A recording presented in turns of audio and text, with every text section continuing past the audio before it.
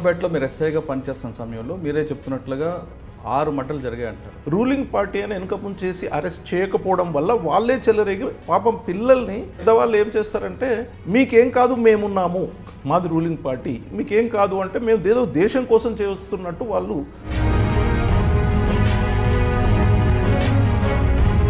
అప్పుడు మహబూబాబాద్లో మీరు అన్నట్లు మన నక్సల్స్ మూవ్మెంట్ స్టార్ట్ అయింది. అక్కడ స్కూల్లో వాళ్ళందరినీ రెడ్ స్టూడెంట్గా మార్చేస్తున్నారు అని చాలా అబ్జర్వ్ చేసి ఏం చేశానంటే వాళ్ళ బుక్స్ చూస్తే పైననేమో అనాటమీ అని రాసి ఉంటుంది, లోపటంతా విప్లవకారుల చరిత్ర. ఊర్లో 1 acre 2 acres ల్యాండ్ ఉంటే అండర్ గ్రౌండ్లు ఉండేది, ఇక్కడ కౌలుకి ఇచ్చేది. కౌలు ఎంజాయ్ చేస్తున్నాడు 5 ఏళ్ల నుంచి.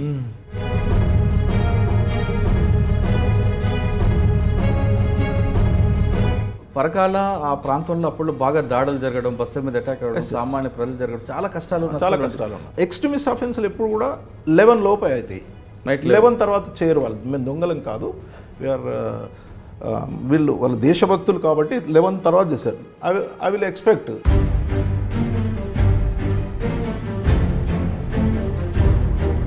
రాత్రి 12 గంటలకు అమావాస్య రాత్రి 10 మంది మేము 2 వాళ్ళు పట్టుకొని పోయి అక్కడికి ఆ లైన్ దగ్గరికి వరకు ఎవడరా అని ఒక ఫైట్ చేసేవాడు.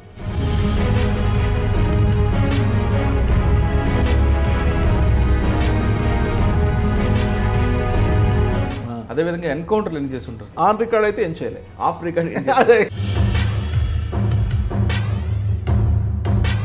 అంటే నక్సల్స్ మూవ్మెంట్ ముసుగులో పెట్టుకొని కొంతమంది గాంజా సాగు చేయడం, దాన్ని కంట్రోల్ చేయడానికి మీరు ఎలాంటి ప్రణాళిక చేసేవారు? ఈ గాంజా వల్ల రీచ్ అయిన వాళ్ళు నక్సలైట్లు వల్లనే అయినామని వీళ్ళు అంతా కలిసిపోయి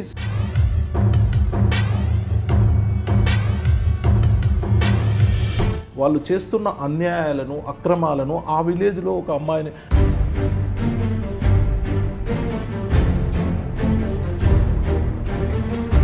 భువనగిరి అనగానే మీకు నయీం కిల్లా. అది నయీం అనే అతను నేను ఇక్కడ ఉన్న రోజులు భువనగిరిలో ఎంటర్ అయితే మాత్రం నేను తీసుకొచ్చి కూర్చుని పెడతా, వీళ్ళది కూర్చుని పెడతా, వీళ్ళది కూర్చుని పెడతాను.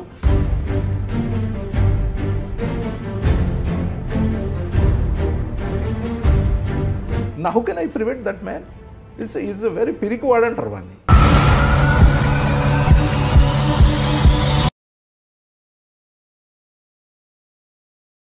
Welcome to crime diaries.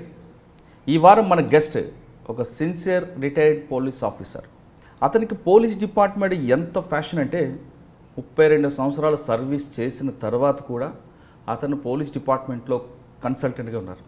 అంటే ఒక కన్సల్టెంట్ కాదు, నేషనల్ పోలీస్ అకాడమీతో పాటు, స్టేట్ పోలీస్ అకాడమీతో పాటు నేషనల్ డిటెక్టివ్ సర్వీస్లో కూడా అతను కన్సల్ట్ చేస్తారు. అంటే అతను 32 సంవత్సరాలు చేసిన సర్వీస్ని తన తర్వాత వస్తున్న వాళ్ళకి ఏ విధంగా ఉపయోగపడాలో అతను క్లాసులు చెప్తూ తన డిపార్ట్మెంట్ తనకి ఇచ్చిన గౌరవాన్ని కాపాడుకుంటూ తన డిపార్ట్మెంట్ ఇచ్చిన సర్వీస్ని రిటైర్ అయిన తర్వాత కూడా యూజ్ చేస్తున్నారంటే అతనికి పోలీస్ డిపార్ట్మెంట్ మీద అంత నమ్మకం, అంత గౌరవం ఉంది. అంటే రిటైర్ అయిపోయిన తర్వాత చాలామంది కూడా 32 సంవత్సరాలు సర్వీస్ చేసాం ఇంకా చాలు అనుకున్న వ్యక్తులు కొంతమంది ఉంటే, రిటైర్ అయిన తర్వాత కూడా తన సర్వీసు సొసైటీకి ఇవ్వాలంటూ డిపార్ట్మెంట్ మీద గౌరవంతో చేస్తున్న వ్యక్తి ఈరోజు మన గెస్ట్. ఇందుకే అతని పేరు మల్హల్ రావు, డీసీపీ రిటైర్డ్. మల్హర్ రావు గారు నమస్కారం. నమస్కారం. మీ పేరు Malhar Rao? Yes. DCP retired. Yes sir.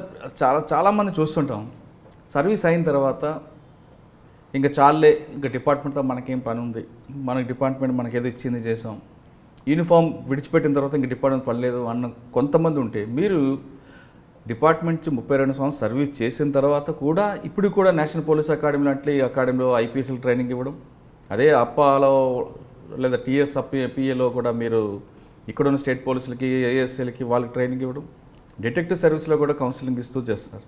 అంటే మీకు ఆ ప్యాషన్గా అనిపిస్తున్నట్లుగా నాకు అనిపిస్తుంది. ఇవన్నీ చేసే ముందు అసలు మీ డిపార్ట్మెంట్లో ఎందుకు వచ్చారు? డిపార్ట్మెంట్లో మీరు వచ్చే టైంలో అప్పుడు ఉమ్మడి ఆంధ్రప్రదేశ్లో ఎలాంటి సిచ్యువేషన్ ఉండేది ఒక్కసారి చెప్పండి. ఓకే. నేను డిపార్ట్మెంట్ ద్వారా నేను ఒక ఆదిలాబాద్ జిల్లాలో ఒక పల్లెటూరులో పుట్టి ఒక గవర్నమెంట్ స్కూల్లో హై స్కూల్ వరకు ఊర్లో చదువుకొని తర్వాత గ్రాడ్యుయేషన్ చేసిన తర్వాత నేను పల్లెటూరు బ్యాక్గ్రౌండ్ నుంచి వచ్చినా కాబట్టి ప్రజలకు సేవ చేయాలంటే పోలీస్ డిపార్ట్మెంట్ ద్వారా అన్యాయాలను ఎదుర్కొని కొంత ప్రజలకు సేవ చేయాలనే ఉద్దేశంతో వచ్చాను. తర్వాత నా 32 సంవత్సరాల సర్వీస్లో అదేవిధంగా మనకు ప్రజలకు సాధ్యమైనంత సేవ చేస్తూ నేను అన్ని విధాల స్కిల్స్ అక్వైర్ చేసుకొని అన్ని విధాల నేను ప్రజలకు సేవ చేస్తూ వచ్చి నేను 32 సంవత్సరాల సర్వీసులో నేను చేసిన అనుభవాన్ని వృధా కానియకుండా అదే స్కేల్లో నేను డే టు డే మై స్కిల్స్ని అప్డేట్ చేసుకుంటూ నేషనల్ పోలీస్ అకాడమీలో ఐపీఎస్ ట్రైనీస్ కానీ స్టేట్ పోలీస్ అకాడమీలో కూడా ఐపీఎస్ ట్రైనీస్ మన స్టేట్ వాళ్ళు వస్తారు. ఐపీఎస్ ఆఫీసర్స్ కూడా ఇక్కడ 5 weeks ట్రైనింగ్కి వస్తారు. ఇక్కడ స్టేట్ పోలీస్ అకాడమీకి every batch who are allotted to our state will have to undergo 5 weeks of training here in State Police Academy, where they will learn state laws and manuals. వాళ్ళకే కాకుండా అక్కడ direct డిఎస్పీలు training అవుతారు, ఎస్ఐలు అవుతారు, in service కోర్సులు కూడా అవుతాయి. వాటిని కాకుండా ఇంకా సెంట్రల్ డిటెక్టివ్ ట్రైనింగ్ స్కూల్ అని రామంతపూర్లో ఉంది. అక్కడ ఆల్ ఇండియా లెవెల్ ఆఫీసర్స్, ఇది central government organisation, bureau of police research and training కింద ఉంటుంది. All India level officers SI నుంచి అడిషనల్ ఎస్పీ వరకు వస్తారు. వాళ్ళకు కూడా నా ఎక్స్పీరియన్స్ షేర్ చేసుకొని తద్వారా వాళ్ళ ఎబిలిటీస్ని ఎన్హాన్స్ చేయడము, తద్వారా వాళ్ళు సొసైటీకి ఉపయోగపడతారనే ఒక ఆశయంతో నేను ఈ జాబ్ని చాలా సిన్సియర్గా ఉపయుక్తంగా అంటే మీరు రిటైర్ అయిన తర్వాత సర్వీస్ చేస్తున్నారు, కానీ అసలు మీరు డిపార్ట్మెంట్లకు ఫస్ట్ పోస్టింగ్ ఎక్కడ తీసుకొచ్చారు?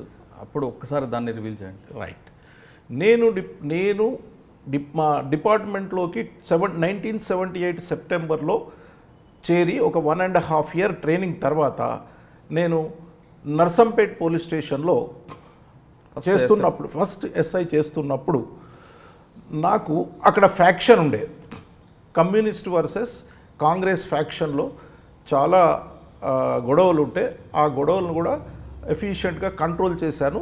తర్వాత అప్పుడే నేను అదే కాకుండా నేను మా పోలీస్ డిపార్ట్మెంట్లో ఇండియన్ నేషనల్ లెవెల్లో scientific aids to investigation and duty meets అవుతాయి.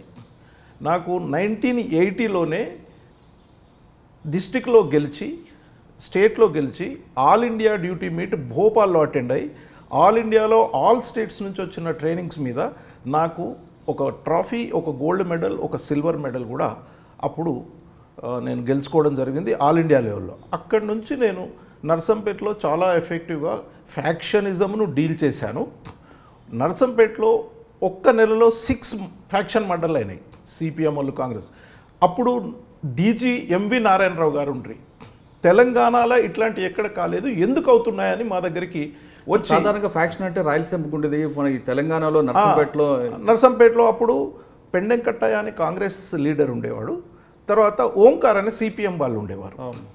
అప్పుడు మినిస్టర్ గారు హైగ్రీవాచారి గారు ఉండేవారు. అప్పుడు వాళ్ళిద్దరికి ఫైట్ వల్ల అక్కడ కంటిన్యూ, అప్పటికి ఇంక ఎక్స్ట్రీమిజం రాలేదు.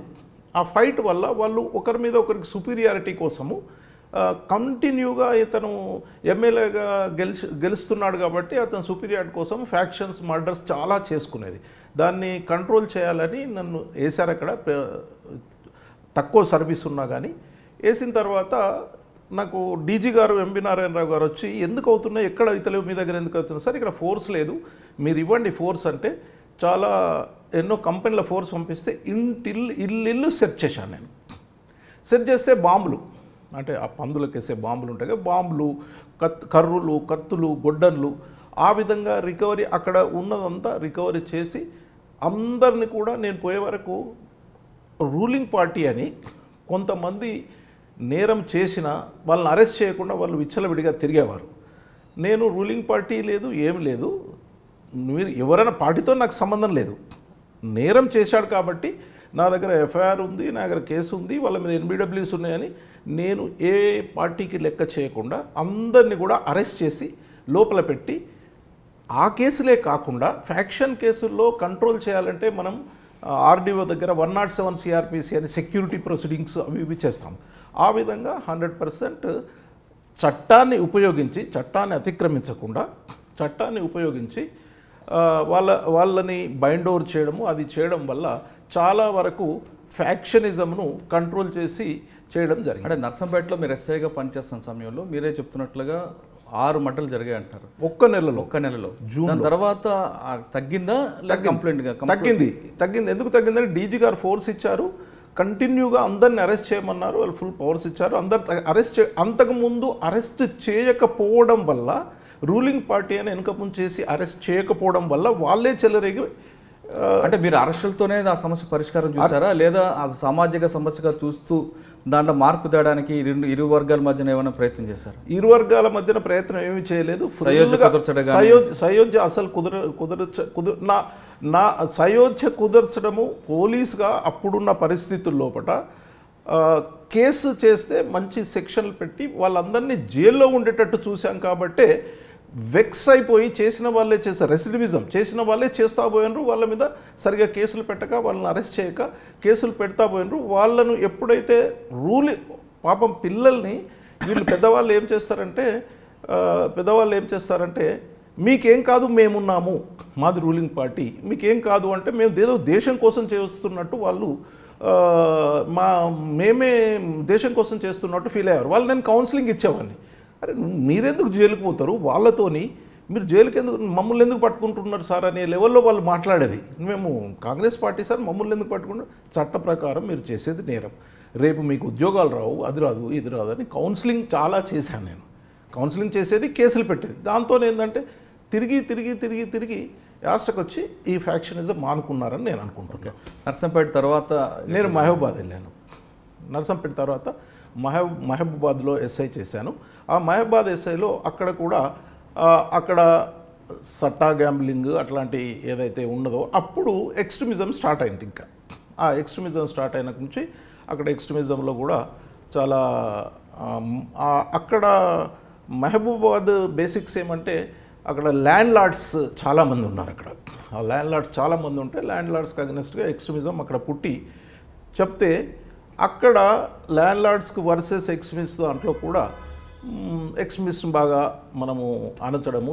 అప్పుడు మహబూబాబాద్లో మీరు అన్నట్లు మన నక్సల్స్ మూవ్మెంట్ స్టార్ట్ అయింది. అంటే ఎలాంటి వాళ్ళు దాడులు చేసేవారు? ప్రభుత్వ ఆస్తులు కానీ స్టార్టింగ్లో వాళ్ళు ప్రభుత్వ ఆస్తులు ధ్వంసం కాకుండా స్టార్టింగ్లో ఏం చేసేవాళ్ళంటే స్టార్టింగ్లో ఏం చేసేవాళ్ళంటే ఇంటర్మీడియట్ కాలేజీలో పీడిఎస్ వాళ్ళ స్టూడెంట్ను ఎక్స్ట్రీమిస్ట్ స్టూడెంట్ను ఇంటర్మీడియట్ స్థాయిలో వాళ్ళని జాయిన్ చేసేవాళ్ళు, కింద వాళ్ళు. అంటే 10th పాస్ అయిన తర్వాత ఇంటర్లో జాయిన్ చేస్తే అప్పుడు దానికి స్కూల్లో రిక్రూట్ అవుతుందని నేను బాగా గమనించి స్కూల్కి వెళ్ళి చూసి ఏం జరుగుతుందంటే అక్కడ స్కూల్లో వాళ్ళందరినీ రెడ్ స్టూడెంట్గా మార్చేస్తున్నారు అని చాలా అబ్జర్వ్ చేసి ఏం చేశానంటే వాళ్ళ బుక్స్ చూస్తే పైననేమో అనాటమీ అని రాసి ఉంటుంది, లోపటంతా విప్లవకారుల చరిత్ర. అలా విధంగా ఒక పెద్ద లైబ్రరీ సిట్ చేశాను ఒక ఇంటర్మీడియట్ స్టూడెంట్ దగ్గర. కామ్రేడ్ రమణ మెమోరియల్ లైబ్రరీ అని లోపల ఉంటుంది. ఆ 2-3 స్టూడెంట్ ఉంటారు. ఆ 10th క్లాస్ పిల్లల్లో ఏం చేస్తారంటే ఈ ఫ్రూగా డిస్ట్రిబ్యూట్ చేసి ఇవే చదివిస్తారు. ఈ విధంగా చదివించి వీళ్ళు అప్పుడు అండర్ గ్రౌండ్ వెళ్ళిపోవడానికి ఇదే కారణం. సీకేఎం కాలేజ్ నుంచి వరంగల్లో, సీకేఎం కాలేజ్ వరంగల్ కానీ, మెడికల్ కాలేజ్ వరంగల్ కానీ, కాకతీయ యూనివర్సిటీ వరంగల్లో కానీ ఇప్పుడు అప్పుడు అక్కడున్న లెక్చరర్స్ ఈ సివిల్ లిబర్టీస్ కమిటీ వాళ్ళే లెక్చరర్లు. స్లోగా ఒక తెలుగు పాఠం చెప్పాలనుకోండి, తెలుగు పాఠం ఏదో మొదలు పెట్టేసి ఇదేం అన్యాయం అండి, ఇట్లా 90% వెల్త్ 10% దగ్గర ఉండి 10% వెళ్తే 90% దగ్గర ఉంటే ఇది ఇంత అన్యాయాన్ని ఎట్లా మీరు సహిస్తారు అని స్లోగా the Warangal has become red. బట్టి ఆ విధంగా విద్యార్థుల్లో ఉద్యమం వచ్చింది అనుకోవచ్చు కదా. కరెక్టే, పరిస్థితులు బట్టి వచ్చిన తర్వాత మారింది కదా, తర్వాత మారింది అంటారు. అంటే అప్పుడు భూస్వామి వ్యవస్థ, ఆ పెట్టుబడుల వ్యవస్థను తట్టుకోలేక విద్యార్థుల నుంచి ఆ విద్యార్థి దశ నుండే ఉద్యమం అనేది పుట్టిందని మనం భావించాం. చేస్తున్న అన్యాయాలు కరీంనగర్లో కానీ అక్కడ కానీ భూస్వాములు చేస్తున్న అన్యాయాల నుంచే పుట్టింది అది. దాన్ని మీరు ఆ కోణంలో చూడకుండా విద్యార్థి దశ నుంచే విప్లవ భావాలు పట్టుకొస్తున్నారు, మీ కామ్రేడ్ సంబంధించిన బుక్స్ లైబ్రరీస్ ఇచ్చేస్తూ ఉంటున్నారు. అంటే ఇట్ ఈస్ అవర్ డ్యూటీ. ఇప్పుడు సమాజం మొత్తం మార్చడానికి సివిల్ సొసైటీ ఉంది, రెవెన్యూ డిపార్ట్మెంట్ ఉంది, తర్వాత గవర్నమెంట్ ఉంది. మేము పోలీసు వ్యవస్థ ఏమి చట్ట ప్రకారము నేరమా కాదా దాని మీద ఎఫ్ఐఆర్ చేసి ఇన్వెస్టిగేట్ చేసి దాన్ని చేయడం. కానీ ఇప్పుడు చట్టం అన్నది పసిపిల్లవాడు ఒక నిప్పును ముట్టుకున్నాడు అనుకోండి, పసిపిల్లవాడని నిప్పు కాల్చుతుంది. అందుకని చట్టము ద్వారా ఎప్పుడైతే తప్పు చేశాడో మనము కేసు 154 CRPC ప్రకారము పిటిషన్ వస్తే రిజిస్టర్ చేయాలని ఉన్నది. మాకు వేరే ఏ మాత్రము మీరు అయ్యో అతనికి అది లేదు ఇది లేదని చేసే అధికారం లేదు. చెయ్యకుంటే మా మీద యాక్షన్ తీసుకోవచ్చు. పిటిషన్ వస్తే కేసు. అంటే మహబూబాబాద్లో మీరు పూర్తిగా నక్సల్స్ ఉద్యమం ఊపిరి పోసుకున్న సమయంలోనే దాన్ని కంట్రోల్ చేయడానికి మీ ప్రయత్నం చేశారు. అక్కడ నుండి నేను దానికి బ్యాక్గ్రౌండ్ ఉంది మళ్ళీ నాకు. నేను విలేజ్లో 16-17 ఇయర్స్లో ఉన్నప్పుడు నక్సలిజం స్టార్ట్ అయింది. నేను విలేజ్ బ్యాక్గ్రౌండ్ కదా. నేను విలేజ్లో ఉన్నప్పుడు వాళ్ళు కొన్ని మంచి పనులు చేసి కొందరికి వాళ్ళకు న్యాయం చేశారు, చెడ్డ వాళ్ళను న్యాయం చేసి కొంతవరకు చేశారు. బట్ అరాచకాలే ఎక్కువ చేసి అన్యాయాలే ఎక్కువ చేసి నేను పెరుగుతున్న పరిస్థితిలో నక్సలిజం ఇట్లా పెరుగుతూ వచ్చింది. ఆ సిచ్యువేషన్లో మళ్ళీ నేను ఇందులోకి వచ్చి ఆ ఎక్స్పీరియన్స్ నాకు ఈజీ అయింది. వీళ్ళను నేను చట్ట ప్రకారం కంట్రోల్ చేయడంలో. ఓకే, అంటే మహబూబాబాద్లో మీరు పనిచేస్తున్న టైంలో ఒక సిచ్యువేషన్ కొంచెం కంట్రోల్ చేసుకొచ్చారు. దాని తర్వాత ఎక్కడ పోస్టింగ్ అయింది? నేను అక్కడి నుంచి యాంటీ కరప్షన్ బ్యూరో పోయాను. 1986 వరకు మహబూబాబాద్ చేసి 86 నుంచి 91 వరకు anti corruption bureau as inspector promotion ఇచ్చి అప్పుడు తీసుకున్నారు, మంచి ఆఫీసర్స్ని తీసుకున్నారు. 1986 to 92 వరకు యాంటీ కరప్షన్ బ్యూరోలో నేను ఎక్సలెంట్ వర్క్ చేశాను. యాంటీ కరప్షన్ బ్యూరోలో ట్రాప్స్ అక్కడ ఉండే 2 ఉంటాయి, trap cases and disproportionate asset cases. మీరు కరీంనగర్ జోన్లో ఏసీబీలో చేశారు. వరంగల్, కరీంనగర్, ఆదిలాబాద్, వరంగల్ జోనే అప్పుడుగా. అప్పుడు వరంగల్ జోన్లో మీరు ఏసీబీలో ఎలాంటి కేసులు తీసుకొచ్చారు? ట్రాప్ కేసులు ఎక్కువ చేశారా, డిఏ కేసులు ఎక్కువ చేశారు? నేను ట్రాప్ కేసులు చేశాను, డిఏ కేసులు చేశాను. మీరు చెప్పమంటే ఒకటి చెప్తాను. హనుమంతరావు అని ఎక్సైజ్ ఎస్ఐ ఉండే అక్కడ గోదావరి ఖనిలో ఉండే అతను Hanumantharao excise SI. Prior to that అతను రాకముందు అక్కడ ఎక్సైజ్ కాంట్రాక్టుల దగ్గర మామూలు ఉండేటి 10,000 మామూలు ఉండేది అనుకోండి సంవత్సరానికి. దాన్ని ఎగ్దమ్ 50,000 చేశాడు ఆయన. కాంట్రాక్టర్ దగ్గర నుంచి 50,000 నాకు కావాలి అని డిమాండ్ చేస్తే ఆ కంప్లైంట్ మన దగ్గరికి వచ్చారు. కంప్లైంట్ మన దగ్గరికి వచ్చి ఇట్లా అడుగుతున్నాడు అని చెప్పారు. అంటే డిఎస్పీ దగ్గరికి వస్తాను నేను, ఇన్స్పెక్టర్, డిఎస్పీ రిఫర్ చేస్తాం. రిఫర్ అంటే అందరం కలిసే చేస్తాం. ఇక డిఎస్పీ మేము, తర్వాత ఇన్వెస్టిగేషన్ మేమే చేస్తాం. ఆ కేసులో అతను తీసుకుపోయి ఇచ్చాడు. రెడ్ హ్యాండెడ్గా అతన్ని పట్టుకున్నాము. అతని మీద యాక్షన్ తీసుకున్నాము.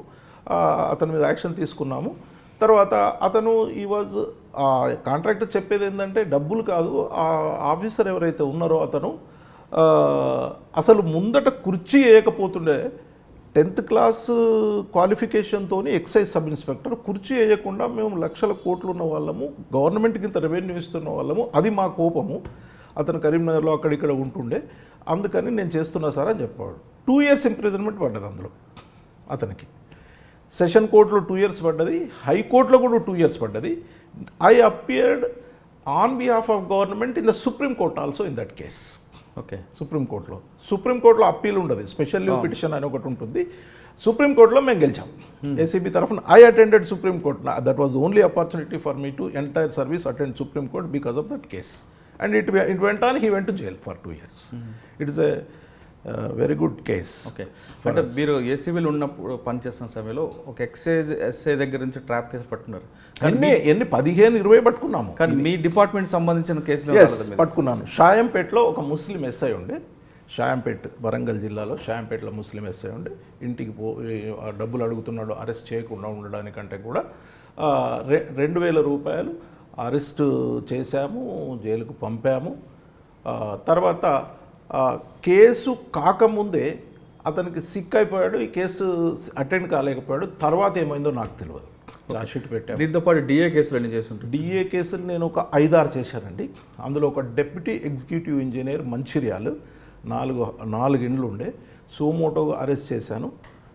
సోమోటోగా చేస్తాం కదా డిఏ కేసులు, బాగా కరప్ట్ అంటే ఆ డిఏ కేసుల్లో దానిలో 2 years ఇంప్రిజన్మెంట్ పడింది. సాధారణంగా ఏసీబీలో ట్రాప్ కేసులో కన్విక్షన్ వస్తుంది కానీ డిఏ కేసులు ఎందుకు రావట్లేదు? డిఏ కేసులనే కన్విక్షన్ వస్తుంది, ఐ కెన్ సే. ఎందుకంటే నిజాన్ని మేము డిఏ కేసు అయితే నిజమే కదా, అతనికైతే ఉన్న చిన్న ఆస్తి ఉంటుంది, తర్వాత చాలా సంపాదిస్తారు కాబట్టి అది నిజమే కాబట్టి దాన్ని ప్రూవ్ చేయడం నాకు ఈజీ. కానీ చాలామంది చెప్తుంటారు డిఏ కేసుల్లో డిఏ కేసు ఏసీబీలో కొంతమంది ఆఫీసర్లు టార్గెట్ కోసం డిఏ కేసుల్లో కేసులు పెడుతూ ఎప్పుడో తాతలు ముత్తాతలు సంపాదించిన ఆస్తిని 3 చూపించి ఉన్నది లేనిది చూపించి ఆ కేసులు చేస్తారు. కానీ తర్వాత ఆ కేసు కన్విక్షన్లు అవ్వడం అనేది చాలా తక్కువ ఉంటుంది, ట్రాప్ కేసులో వస్తుంటుంది అంటుంటారు. ఏసీబీ రికార్డ్స్ కూడా ఇంచుమించు అదే విధంగా ఉంటుంటాయి. ఇప్పుడు మనము కేసును ఇదే సమాజం నుంచి వచ్చినాం కాబట్టి ఎవరన్నా మీరు అన్నట్టు కుకప్ చేసి అక్కడ నుంచి కేసు కావాలి కంపల్సరీ అంటే కుకప్ చేసేవాళ్ళు ఉండవచ్చు, కాదని చెప్పట్లేదు.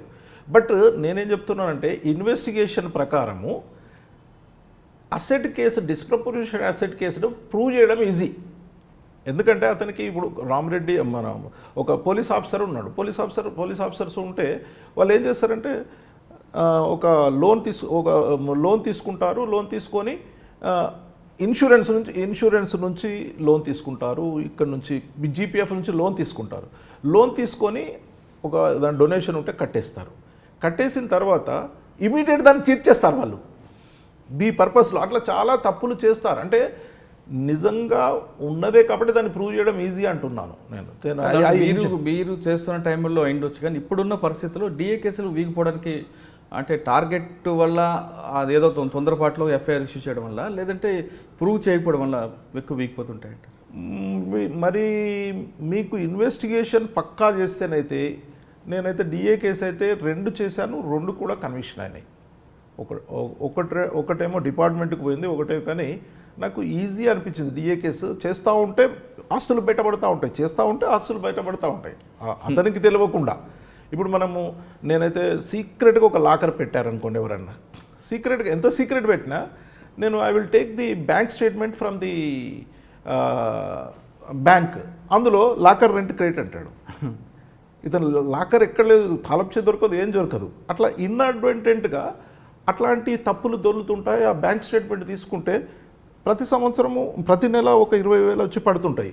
వైజాగ్లో ఒక అపార్ట్మెంట్ ఉంటుంది, అక్కడ నుంచి ఏదో టైంలో ఎవరో ట్రీట్ చేస్తారు.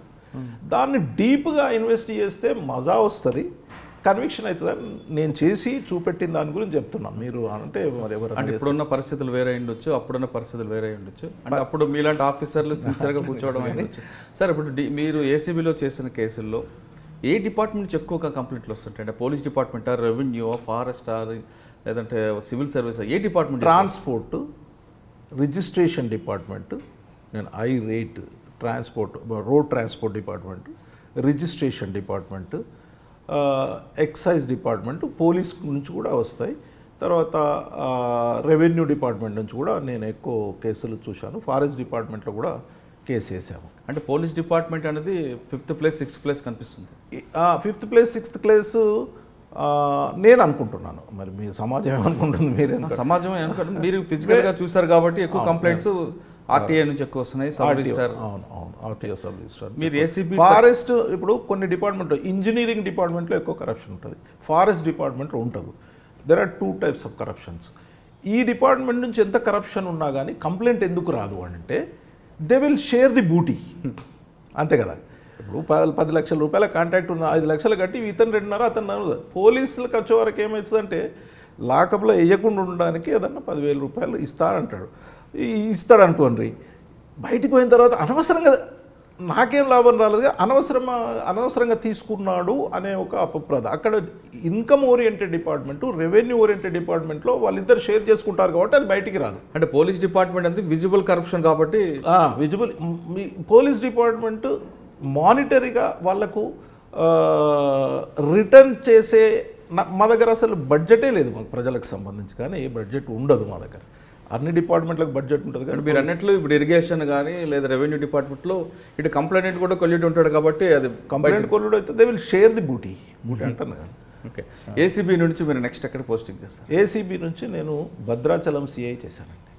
ఏసీబీ నుంచి డైరెక్ట్ భద్రాచలం సిఐ చేశాను. ఆ టెంపుల్ టౌన్ కాబట్టి టెంపుల్కి రిలేటెడ్ బందోబస్తులు చేశాను. అక్కడ ఎక్స్ట్రీమిస్ట్ చేశాను.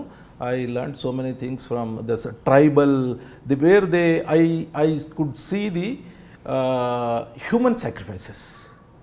హ్యూమన్ సాక్రిఫైస్ అంటే ఒక మర్డర్ అయ్యేది ఆ వెంకటాపూర్ ఏరియాలో ఎక్కడో చర్ల వెంకటాపురం వాజేడు పెరూరు అక్కడ మర్డర్ అయ్యేది. అక్కడ మర్డర్ అయితే పోతే ఏమయ్యేదంటే మంత మంచిగా ఉండేది, ఇక్కడ గుండె మాయమయ్యేది. ఒక్కటే గుండె అంటే హార్ట్ మాయమయ్యేది. పోయి చూస్తే ఏంటంటే హార్ట్ మాయమయ్యేది, ఏం ముట్టకపోయేది, డబ్బులు పోకపోయేది. ఏంటంటే అక్కడ ఉన్న హ్యూమన్ సాక్రిఫైస్లో ఉన్న గుత్తికోయాస్ వాళ్ళు వీళ్ళు ఉన్నారు ఆ బార్డర్లో అక్కడిక్కడ ఉంటే ఏమంటే మూఢనమ్మకాల వల్ల అక్కడ పోయితే వాళ్ళ చిన్న పిల్లవాడు ఎవరన్నా చావు బతుకుల్లో ఉన్నాడు అనుకోండి, దేవుడు గుండె కావాలనుకుంటున్నాడు, హార్ట్ కావాలనుకుంటున్నాడు కాబట్టి ఇంకో హార్ట్ తెచ్చి దేవునికి పెడితే నా కొడుకు బతుకుతాడు అని. అట్లాంటి హ్యూమన్ సాక్రిఫైస్ నేను 2-3 చూశాను. అప్పుడు ఎస్పీ గారు కలెక్టర్ గారిని కూడా తీసుకుపోయితే వాళ్ళకు కూడా విచిత్రం అనిపించేది. తద్వారా ఏంటంటే వాళ్ళ ద్వారా ఎస్పీ కలెక్టర్ని తీసుకొని పోయి వాళ్ళను గుట్టల మీదకి వెళ్ళి దించి కొంత వాళ్ళకి చదువు చెప్పించి ఇది అంది అని సోషల్గా వాళ్ళను బాగా రిహాబ్ చేయడానికి ప్రయత్నం చేశాము. ఇంకొక విచిత్రం ఏముంటుందంటే ఆడ దిస్ 1/70 ఉంది కదా భద్రాచలంలో 1/70 యాక్ట్. 1/70 యాక్ట్ ఉంటే అక్కడ you may be knowing or may not be knowing all the 10 police station 5+5 11 police station ఏరియాలో థెఫ్ట్ అయినా హార్ట్ అయినా ఏ కేసులు అయినా కానీ జ్యుడిషియల్ మేజిస్ట్రేట్ ఉండరు అక్కడ. ఓకే, ఓన్లీ ఎగ్జిక్యూటివ్ మేజిస్ట్రేట్ ఉంటారు. ఎగ్జిక్యూటివ్ మేజిస్ట్రేట్లే చేస్తారు. ఎందుకు అంటే 1/70 ఉన్న చోట్ల బీద అమాయక ప్రజలు ఇంకా గుట్టల మీదనే బతుకుతున్నారు. వాళ్ళు జ్యుడిషియల్ మేజిస్ట్రేట్ అక్కడ పెడితే ఇంకా వాళ్ళు సమాజానికి దూరం అయిపోతారు. ఎంఆర్ఓలు అయితే వాళ్ళకి వాళ్ళ సాధక బాధకాలు చేసి బండ్ ఓవర్ చేస్తారు, చిన్న శిక్ష చేస్తారు, కౌన్సిలింగ్ చేస్తారు అని still it is there. But murder అయితే మాత్రం సెషన్ కొట్టుకోవాలి. ఓకే, మేజిస్ట్రేట్ దట్ ఆ సిచ్యువేషన్కి I felt it is very good. Still it is there, it's in the constitution. అప్పుడు ఎస్పీ ఎవరండి మీకు? అప్పుడు ఎస్పీలు చాలామంది వివి శ్రీనివాసరావు ఉండి ఖమ్మం ఎస్పీ. ఖమ్మం భద్రాచలంలో నేను చేసినప్పుడు ఏవి నారాయణ అని ఉండే. నేను ఎల్లందు డిఎస్పీ చేసినప్పుడు వివి శ్రీనివాసరావు గారు. అప్పట్లో చింతూరు బార్డర్ కూడా అవన్నీ చింతూరు ఇప్పుడు ఉన్న 6 మండలాలు కూడా నా కిందనే ఉండే. Chintur, VR Puram, Kunavaram, Bhadrachalam rural and Motugudem.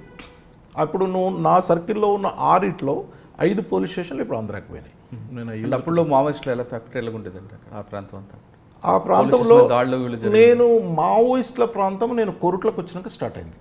అంటే బాగా యాక్టివ్గా స్టార్ట్ అయింది 90s తర్వాత.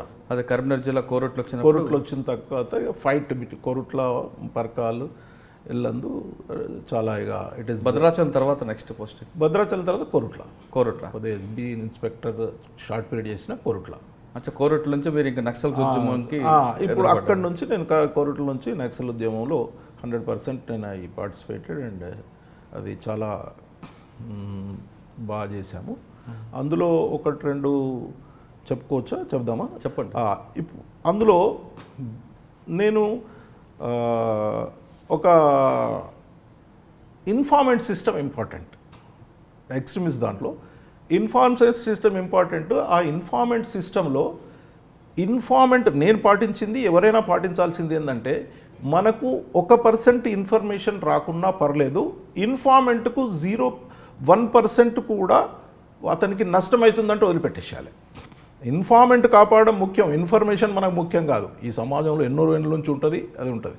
ఆ విధంగా నేను ఇన్ఫార్మెంట్ని కాపాడుకుంటూ ఇన్ఫార్మెంట్ చేసుకుంటూ ఒక ఇష్యూలో చాలా ఇన్ఫార్మెంట్ డీల్ చేయడం అంటే అతను మనకు కనపడము, మనం అతనికి కనపడ్డప్పుడు ఇంకా ఎవరు చూడకూడదు. ఆ విధంగా మెయింటైన్ చేసి ఇన్ఫర్మేషన్ కలెక్ట్ చేస్తే సీక్రెట్గా ఉంటే చాలా వస్తుంది ఇన్ఫర్మేషన్. అంటే మీరు కోర్టులో పనిచేస్తున్నప్పుడు ఇన్ఫార్మేట్ వ్యవస్థను మీరు బాగా బలోపేతం చేయడానికి మీరు ప్రయత్నం చేశారు. బలోపేతం కాదు, ఇన్ఫార్మేట్ వ్యవస్థను నేను సీక్రెట్గా మెయింటైన్ చేసిన కాబట్టి మాకు మస్తు ఇన్ఫర్మేషన్ అంటే ఎలాంటి ఇన్ఫర్మేషన్ వచ్చేదండి? ఆ ఇన్ఫర్మేషన్ వల్ల మీరు ప్రభుత్వ ఆస్తులు కానీ లేదా పోలీసులపై దాడులు కానీ రాజకీయ నాయకులపై దాడులు కానీ ఆపగలిగారు? ఎస్, నేను మీడియా మీరు చూడొచ్చు, మీరు మీడియాను 100% ఉపయోగించుకున్నాను నేను. ప్రజల లోపల సానుభూతి ఉండే వాళ్ళు ఉంటారు, వాళ్ళు చెడు చేసినప్పుడు చెడు చేసిన వాళ్ళు ఉంటారు. మనకు నిజంగా మనం చేస్తున్నాము అని ప్రజల వరకు వెళ్ళిపోవాలి. డైలీ పేపర్ నక్సలైట్లు చదువుతారు ఎవరు చదవకున్నా, మనము డైలీ చేస్తున్నాము, సిన్సియర్గా చేస్తున్నామని సమాజానికి పోవాలి, వాళ్ళ దగ్గరకు కూడా పోవాలి, సమాజానికి దగ్గరకు పోవాలి, వాళ్ళ దగ్గరికి కూడా పోవాలి. ఆ ఇష్యూ పోతే ఏమైందంటే information will flow like anything. Phone ద్వారా వస్తుంది, దేని ద్వారా వస్తుంది. నిజంగా చేస్తున్నామంటే మేమేం చేసేదంటే అండర్ గ్రౌండ్ క్యాడర్ను లిస్ట్ అవుట్ చేసేది. ఒక నెల రోజులు నోటీస్ ఇచ్చి, అండర్ గ్రౌండ్ క్యాడర్ అంటే తెలుసు కదా, they will be underground without తెలిసి ఒక నెల రోజులు నోటీసులు ఇచ్చి టామ్ చేసి వీళ్ళు అండర్ గ్రౌండ్ క్యాడర్, వీళ్ళు రావచ్చు, నెల రావచ్చు, 2 నెలలు రావచ్చు. 2 నెలలు రాకుంటే వాళ్ళ మీద డిక్లేర్ చేసి రివార్డు గవర్నమెంట్కి పంపించి తెప్పించి ఊరూరికి పోస్టర్లు వేసేది. ఇతని మీద ఇంత రివార్డు ఉంది, ఇతని మీద ఇంత రివార్డు ఉంది, ఇతని మీద రివార్డు ఉంది, ఇతనికి భోజనం పెట్టినా ఏం చేసిందా తప్పు అని రివార్డు ఉంది చేసేది. ఇంకా చేసిన తర్వాత వాళ్ళ ఇళ్ళకు పోయి మేము వాళ్ళ ఫాదర్ మదర్కి బట్టలు పెట్టేది, కొత్త బట్టలు పెట్టేది. మదర్కి వాళ్ళకి ఏదైనా అవసరం ఉంటే, కళ్ళ ఆపరేషన్ ఉంటే చేయించేది. ఈ విధంగా వాళ్ళ యొక్క వెల్ఫేర్ యాక్టివిటీస్ను అన్నిటిని కూడా మేము తీసుకుంటే విలేజ్లో ఏమొస్తుంది అంటే కొడుకులు పుట్టిన పోయిన ఎక్కడి నుంచో వచ్చిండ్రు, దగ్గర చూస్తున్నారు. That's how we became very close to the family members. దాంతో ఏమవుతుందంటే కొత్తగా ఉంటే కొంత మార్పు వస్తుంది. దాంతో ఇన్ఫర్మేషన్ మన దగ్గర మంత్రదండం ఉండదు కదా, అంటే మీ మీద గుడ్ విల్ ఉంటుంది కదా. వాళ్ళు కాదు, ఊరంతా, ఊర్లో ఒక చిన్న పని చేయండి, ఇట్ విల్ వైల్డ్ ఫైర్ లాగా అయిపోతుంది. అబ్బా ఎవరు పట్టించుకోలేదు. ఒక అమ్మాయిది ఏదో పెళ్లి 23 ఏళ్ళు అయింది పెళ్లి, అంటే ఎవరో ఫిలాంథ్రఫీ చెప్పినాం, ఎవరో చేసుకున్నారు, పెళ్లి కూడా చేసినాం అమ్మాయిది పెళ్లి. ఈ విధంగా చేయడం వల్ల ఏమైందంటే వాళ్ళ యొక్క ప్రాబల్యం తగ్గుతుంటుంది. తగ్గి మనకు ఇన్ఫర్మేషన్ ఫ్లో వస్తే ఒకరోజు ఇన్ఫర్మేషన్ ఏమని వచ్చిందంటే అంటే సీక్రెట్ ఇన్ఫర్మేషన్ అది. కరీంనగర్లో ఎప్పుడు టౌన్లో ఎక్స్ట్రీమిజం లేకుంటే కరీంనగర్లో ఒక అండర్ గ్రౌండ్ క్యాడర్ 2-3 మర్డర్లు ఉన్నాడు, 3 ఏళ్ళు అండర్ గ్రౌండ్ ఉంటే అక్కడ ఇంటర్మీడియట్లో అతను జాయిన్ చేసిండని వచ్చింది. ఆ ఇంటర్మీడియట్లో జాయిన్ చేసిండని వస్తే రాత్రి పోయి రేడ్ చేసినాం, పికప్ చేసినాం. 22 ఏళ్ళ పిల్లవాడు. రాత్రి జనరల్గా పికప్ చేసి అతన్ని బాగా బ్రెయిన్ వాష్ చేసి, బాగా చేసి భయపెట్టి అన్నీ చేస్తే మనకు మారి వాళ్ళకు సంబంధించిన ఇన్ఫర్మేషన్ చెప్పి మనకు చాలా పనులు చేశాడు. We could win over him. తర్వాత వాళ్ళను పగబట్టడం మొదలుపెట్టారు. అతన్ని పగబట్టడం వాళ్ళని చంపుతాం, వీళ్ళని చంపుతాం అని అన్నారు. ఏది తల్లిని చంపుతాము, తండ్రిని చంపుతామని వాళ్ళు ఒక స్టేట్మెంట్ ఇవ్వడము, మనకు ఒక స్టేట్మెంట్ ఇవ్వడము. అతన్ని మేము వదిలిపెట్టకుంటే, నా దగ్గరే పెట్టుకున్నాను, గన్మెన్ కింద పెట్టుకున్నాను నేను అతన్ని, దానికి సంబంధించిన పేపర్ కటింగ్స్ ఉన్నాయి. అతన్ని మేము వదిలిపెట్టకుంటే అని ఆ ఊర్లో ఉన్న వీళ్ళ తల్లిదండ్రులను బయటికి వెళ్ళగొట్టారు, తాళం వేశారు, ఇంకొక తాళం వేశారు, వేసి వాళ్ళ తల్లిదండ్రులు బయటికి వెళ్ళబెట్టి తాళం వేశారు ఈ పిల్లవాడిని వదిలిపెట్టమని. ఇక్కడ నేను ఆ వ్యవస్థ నేను ఏదైతే చేయాలనుకున్నాను హృదయానికి తీసుకున్నా. కాబట్టి ఈ పరిస్థితుల లోపల ఏం చేస్తే బాగుంటుంది అంటే ఎస్పీ గారు ఎవరేం చెప్పలేరు. నేను తాళం ఓపెన్ చేయొచ్చు, తాళం ఓపెన్ చేస్తే ఏం లాభం ఉన్నది, వాళ్ళు పోరు కదా, ఇక్కడ నా దగ్గర వచ్చి కూర్చున్నారు, వదిలిపెట్టాను సార్ అని. వదిలిపెట్టాను సార్. ఈ ప్రాబ్లంకు నేను హృదయానికి తీసుకున్నా కాబట్టి, నా సమస్య కింద తీసుకున్నా కాబట్టి నేను అక్కడికి పోతే ఆ చుట్టుపక్కల ఊళ్ళల్లో 5 అండర్ గ్రౌండ్ క్యాడర్ ఉన్నారు. 5 అండర్ గ్రౌండ్ క్యాడర్ యొక్క తల్లిదండ్రులు బయటకు ఇచ్చేసి తాళాలు వేసిన.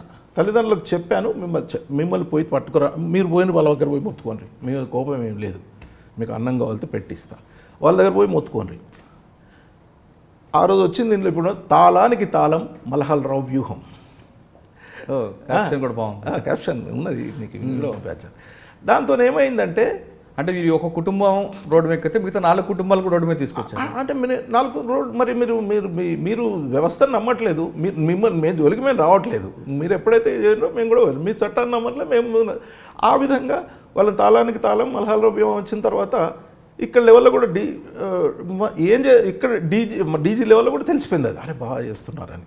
అయినాక వాళ్ళు ఏం చేస్తారంటే సర్పంచ్ ద్వారా, సర్పంచ్లు ఉంటారు కదా అక్కడ, సర్పంచ్ మా దగ్గరికి వచ్చి మాట్లాడుతుంటారు. మాట్లాడి సార్ తాళం చేతులు ఇమ్మంటాను అంటే అని కొట్టినంత పని చేస్తాను నేను మొదలైతే. నువ్వు పెద్ద అదే ఇదే అంటే ఆఖరికి వాడు మొదలు తాళం తీయమని మొదలు మాది, తర్వాత నేను ఇస్తాను తాళం చేతులు అట్లా. ఆ విధంగా అయిన తర్వాత ఇతనితో బాగా మేము పనులు ఉపయోగించుకొని మంచిగా పనిచేశాడు. ఇది వరకు కాబట్టి వదిలిపెట్టదు కదా ఇన్ఫార్మెంట్. ఇతను ఏం చేయాలి, నేను డెఫినెట్గా చంపుతారు వాళ్ళు. అవును, డెఫినెట్గా చంపుతారు. 2-3 మర్డర్ కేసులు కూడా ఉన్నాయి ఆయన మీద. డెఫినెట్గా చంపుతారు. అప్పుడు అతను టార్గెట్ అవుతాడని ఏం చేసినాం అంటే అతనికి డీజీ దొరగారితో చెప్పించి అతనికి కానిస్టేబుల్ ఉద్యోగం ఇప్పించాను నేను రమేష్కి. Constable is now constable. తల్లి తండ్రి అందరు బాగున్నారు ఇప్పుడు. That must be the motto. అట్లా మనము ఇన్ఫార్మెంట్ని కాపాడాలి, పని చేయాలి అని. అంటే ఒక మర్డర్ చేస్తున్నటువంటి మీరు కానిస్టేబుల్ ఉద్యోగం మర్డర్ విడ్రా ఇస్తుంది గవర్నమెంట్ ఏదైనా విడ్రా చేయడానికి పవర్ ఉన్నది కదా. పవర్ ఉందా లేదా గవర్నమెంట్? ఉంది. మరి in the interest of the government చేసినాము. మరి ఇంతమందిని చంపడానికి మనం ఏం చేసాము అని చెప్తారు. ఓకే, అంటే అప్పుడున్న పరిస్థితులు అనుగుణంగా అతనికి ఉద్యోగం ఇచ్చి అతనికి కాదు, డీజీ గారికి అప్పుడు సీఎం పవర్ ఇచ్చారు. 40 ఏళ్ళ లోడ్ ఇన్ఫార్మెంట్ అయినా, 50 ఏళ్ళ లోడ్ ఇన్ఫార్మెంట్ అయినా, 30 ఏళ్ళ లోడ్ ఇన్ఫార్మెంట్ అయినా, ఇన్ఫార్మెంట్ అయితే డీజీ గారికి పవర్ ఇచ్చారు. అన్ని ఎగ్జామ్షన్స్ ఇచ్చి కానిస్టేబుల్ ఇవ్వడానికి అట్లా ఇవ్వడం కూడా జరిగింది. ఓకే, అంటే ఆ విధంగా కోర్టులో మీరు ఒక కానిస్టేబుల్. అంతేకాకుండా మనము మంచిగా చేస్తున్నాము, హానెస్ట్గా చేస్తున్నాము, మాట అంటే తప్పడు అనే పేరు రావాలండి. వస్తే అక్కడి నుంచి సరెండర్స్ చాలా స్టార్ట్ అయినాయి. ఎంతోమంది పోవడానికి ఉంటారు. నేను మాట అంటే తప్పుడు అంటే అతని మీద 2 లక్షల రూపాయలు రివార్డు ఉన్నది అనుకోండి. వస్తే 2 లక్షలు కాదు, నీకు ఇక 50,000కి ఇస్తా అని చెప్పేది. నేను ఎస్పీ గారితో మాట్లాడేది ఎక్కడి నుంచి అది ఇచ్చేయాలి సార్, వస్తారు సార్ అంటే ఫ్లో వచ్చేది. వారికి ముట్టాలే మొదలు వస్తాను అని అంటే భార్య వస్తే ఒక 10,000 ఇచ్చేది. ఇగో ఇచ్చేపో తీసుకురాను, ఈ 10,000 ఇవ్వకున్నా పర్లేదు ఇస్తారు. ఎస్ఆర్ అమౌంట్లో ఉంది, ఎస్పీ గారు ఇస్తారు మనకు. చంద్ర సార్ ఉండేది ఇచ్చేది. సార్ ఆమె వచ్చింది కదా తీసుకొస్తా అంటుంది కదా, ఈ 10,000 ఇచ్చేసేది. 10,000 ఇచ్చేది, విడువ తీసుకొని 10,000 అక్కడ ఇస్తే ఇక ఆటోమేటికల్లీ దే విల్ కమ్. అంటే డబ్బుల కోసం వాళ్ళు డబ్బుల కోసం కాదు, సరెండర్ కావాలి అని కొందరికి ఉంటుంది. భార్య పిల్లల మీద ప్రేమ ఉంటుంది. మనము భార్య పిల్లల మీద ప్రేమ ఉంటుంది. భార్యకు కలిసేటోడు ఉంటాడు, పిల్లలకు కలిసేటోడు ఉంటాడు. వాడిని ట్రాప్ చేయాలి. అందరూ వస్తారని అంటలే నేను. భార్య పిల్లలు వదిలిపెట్టి దేశం కోసం చేసే నక్సలైట్లు ఉన్నారు, సిద్ధాంతాలు నమ్ముకొని ఉన్నారు. అట్లా లేదంటే వాళ్ళ ఆరోగ్య పరిస్థితులు కానీ లేదా కుటుంబ పరిస్థితులు అనుగుణంగా లేదు. ప్రేమ అంటే వాడు ఏంటంటే ఎట్లా పోతాడంటే ఇటుంటే ఇటు పోతా, అటుంటే అటు పోతా అని కొన్ని లాభాలు ఆర్జించడానికి పోతారు వాడు. ఇది బాగా నలుగురు వచ్చి తుపాకులతో కనపడి దొరను భయపెట్టంగానే దొరను భయపెట్టచ్చు, నేను పోవాలి. సిద్ధాంతం కోసం బయటోడు రాడు.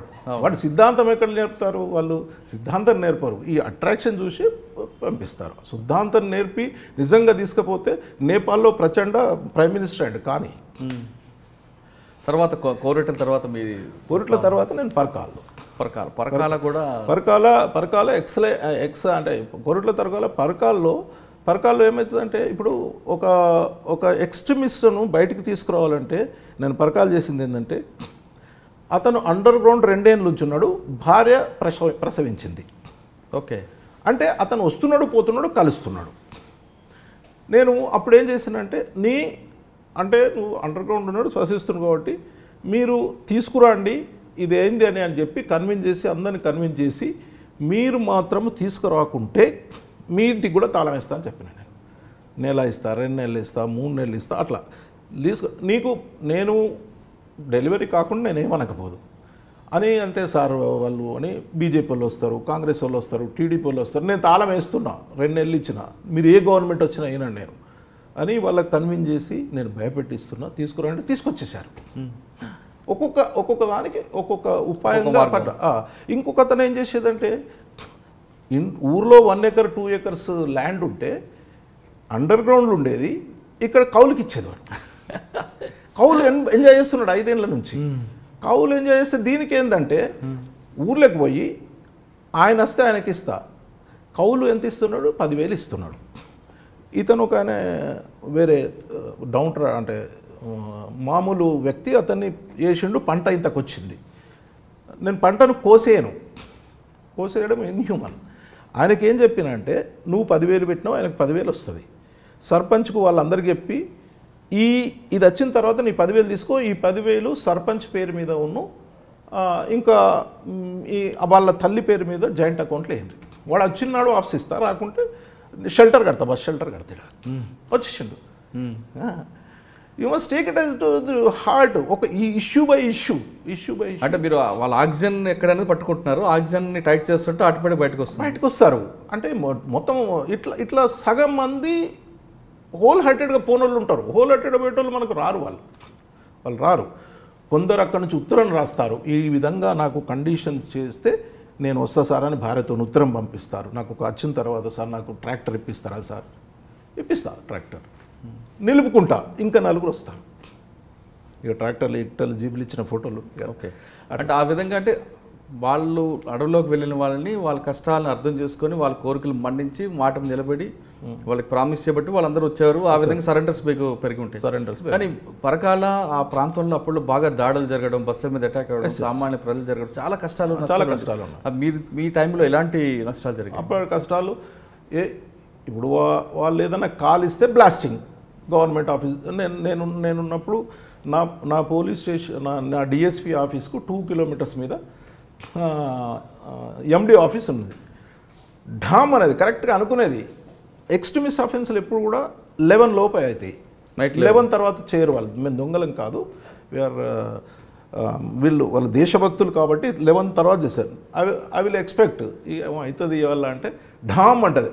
ఎట్ల నుంచి వచ్చింది, ఇటు నుంచి ఎండి ఆఫీస్ దగ్గర వచ్చింది. ఓకే, ఎండి ఆఫీస్ దగ్గర వచ్చిందంటే అఫెన్స్ చేస్తే మన కోసం వెయిట్ చేస్తారు, పోవద్దు అని రూల్. అప్పుడు మనం అదేం లేదు, పోయి ఆర్టీసీ బస్ స్టాండ్కి పోయి రెగ్యులర్ హనుమకొండ బస్సుకు పోతే దాని నిండా మంది ఉండేది. మేము పోయేది, ఆడ పోయేది, దిగేది, చూసేది, వచ్చేది, చేసేది. అట్లాంటి కొన్ని బ్లాస్టింగ్స్ అయినాయి.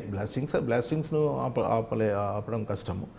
ఇట్లాంటి సరెండర్స్ కానీ, ఎక్స్చేంజ్ ఆఫ్ ఫైర్లు కానీ. ఎక్స్చేంజ్ ఆఫ్ ఫైర్లు ఎన్ని ఉంటాయండి మీ టైంలో? చాలా అవుతుంది. నేను ఒక్క ఫీల్డ్ ఎక్స్చేంజ్ ఆఫ్ ఫైర్ గురించి చెప్తాను. ఏ విధంగా మనం ఫీల్డ్ ఎక్స్చేంజ్ ఆఫ్ ఫైర్ గురించి ఇన్ఫార్మెంట్ని ఎక్స్పోజ్ చేయకుండా ఫీల్డ్ ఎక్స్చేంజ్ ఆఫ్ ఫైర్, నేను ఒక ఇన్ఫార్మెంట్ను డెవలప్ చేసుకోవడానికి అతను ఒక బ్యాంకులో లోన్ కోసం పెట్టాడు. పిండిగిర్ని అంటారు చూడు, రైస్ మిల్ ఊర్లే, దానికోసం ఒక లోన్ పెట్టాడు. నాకు ఎందుకో బ్యాంక్ మేనేజర్గా ఊరు నుంచి ఒక లోన్ పెట్టాడు, కానీ అతనికి మాత్రం ఇవ్వట్లేదని ఏదో యాక్సిడెంట్లో చెప్పాడు. నేను అతన్ని దొరికించుకొని అతన్ని సింగిల్ ఎక్కడో పిలిపించుకొని చెప్పిన నేను నిన్ను ఎక్స్పోజ్ చేయను, లోన్ ఇప్పిస్తా నీకు అంటే 1-2 ఏళ్ళ లోన్ పెట్టి నేను చెప్తే ఇస్తాడు బ్యాంక్ మేనేజర్.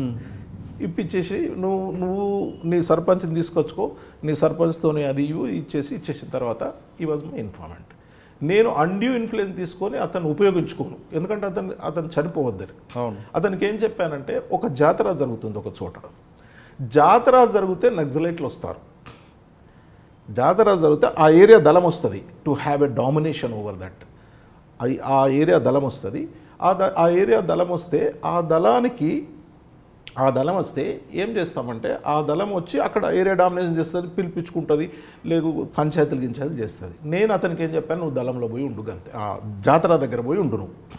నాకు అక్కడి నుంచి అన్నం పోతుంది. ఆడ జాతరలో అందరికీ అన్నం పెడతారు కదా, గుళ్ళల్లోనో గంపలల్లో పోతుంది, ఎవరు తీసుకొని పోతున్నారో చూడు. మధ్యాహ్నం అన్నం పోయింది, 4 గంటలకు వచ్చి ఎక్కడికో వచ్చి ఫోన్ చేసి చెప్పాడు, ఈ మధ్యాహ్నం నేను పోలేను, మధ్యాహ్నం కాదు నాకు ఈవినింగ్ అన్నం పోతే చెప్పు అని చెప్పాను. ఈవినింగ్ 6 గంటలకు మళ్ళీ అన్నం పోయిందంటే వాళ్ళ పేర్లు తెలుసుకోను, పేర్లు చెప్పిండు నాకు, ఫలానా ఎక్స్ను జెడ్ కలిసిపోయినారు అని. రాత్రి 12 గంటలకు 10 మందే ఉన్నారు, శివరాత్రి ఆ రోజు, అందరూ బిజీ ఉండ్రి. ఒక 10 మందిని తీసుకొని ఆ ఎక్స్ను వై దగ్గరికి పోయినా, ఎవరైతే అన్నం మోసినారో, రాత్రి లిఫ్ట్ చేసుకున్నాం, వాళ్ళని లిఫ్ట్ చేసుకొని లిఫ్ట్ చేసుకున్నా మాట్లాడలేదు వాళ్ళతో ఏమి. మేము లిఫ్ట్ చేసుకున్నాం, తీసుకుపోతున్నాం, అడవిలోకి తీసుకుపోతున్నాం అంటే there must be a fear that they will be killed. ఇంకా వేరే ఏం మార్గం లేదు. తీసుకుపోతున్నాయి. సార్ మమ్మల్ని ఎటు తీసుకుపోతుండ్రు, ఎందుకు తీసుకుపోతుండ్రు అంటే ఎటు తీసుకుపోతుండ్రు, ఎందుకు తీసుకుపోతుండ్రు లేదు, మీరు చెప్పాలి, నాకేం తెలుసు, మీరు చెప్పాలి అంటే సార్ మేము ఏం చేయలేదు సార్, ఏం చేయలేదు, అసలు ఏం చేయలేదు సార్ అంటే ఏం చేయకుండా మేము చేసేది చేసుకుంటాం, మేము ఏం చేసుకుంటాం. ఆఖరుకు నిజంగానే చచ్చిపోతామని చెప్పి అయ్యా మోసినాము, తీసుకుపోయినాం. అక్కడికి ఎక్కడ తీసుకుపోయినారో మమ్మల్ని అక్కడ తీసుకుపోయినారు. రాత్రి 12 గంటలకు అమావాస్య రాత్రి 10 మంది మేము, 2 వాళ్ళు పట్టుకొని పోయి అక్కడికి ఆ లైన్ దగ్గరికి వరకు ఎవడరా అని ఒక ఫైర్ చేసి ఉన్నాడు. మేము ఎవడరా అనుకుంటే మేము ఫైర్ ఓపెన్ చేసినాం. ఇటు నుంచి ఫైర్ వస్తుంది, మేము కింద పడుకొని ఫైర్ ఓపెన్ చేసినాం. మేము హ్యాండ్ గ్రెనేడ్ వేసినాం, అతను హ్యాండ్ గ్రెనేడ్ వేసినాం. మాకు చిన్న స్ట్రీమ్ లాంటిది ఉంది, ప్రొటెక్షన్ ఉండే. ఇటు నుంచి వస్తుంది ఏమొస్తుంది అని ఎస్పీ గారికి వైర్లెస్ ఎట్లా చెప్పినాం, మేము ఫోర్స్ని పంపిస్తామన్నారు. అట్లా అంటే స్లోగా ఫైరింగ్ చేయాలి మనం, 1-2 రౌండ్లు వెళ్ళి మళ్ళీ ఆగాలి, 1 రౌండ్, ఎందుకంటే మన దగ్గర ఉన్న రౌండ్లు అయిపోతాయి వాళ్ళు. ఆ విధంగా తెల్లారదాకా అన్నే అనుకున్నాం. తెల్లవారు పోయినాక చూస్తే 2 డెడ్ బాడీస్ ఉన్నాయి, 10 కిడ్ బ్యాగులు ఉన్నాయి. అంటే 10 మంది పారిపోయారు. ఆ టైంలో ఏ ఎక్స్చేంజ్ ఆఫ్ ఫైర్లో ఆ టక్కున జరిగిన AK-47 కొడితే అప్పుడే వాళ్ళు పండుకుంటారు, మనం పండుకుంటాం.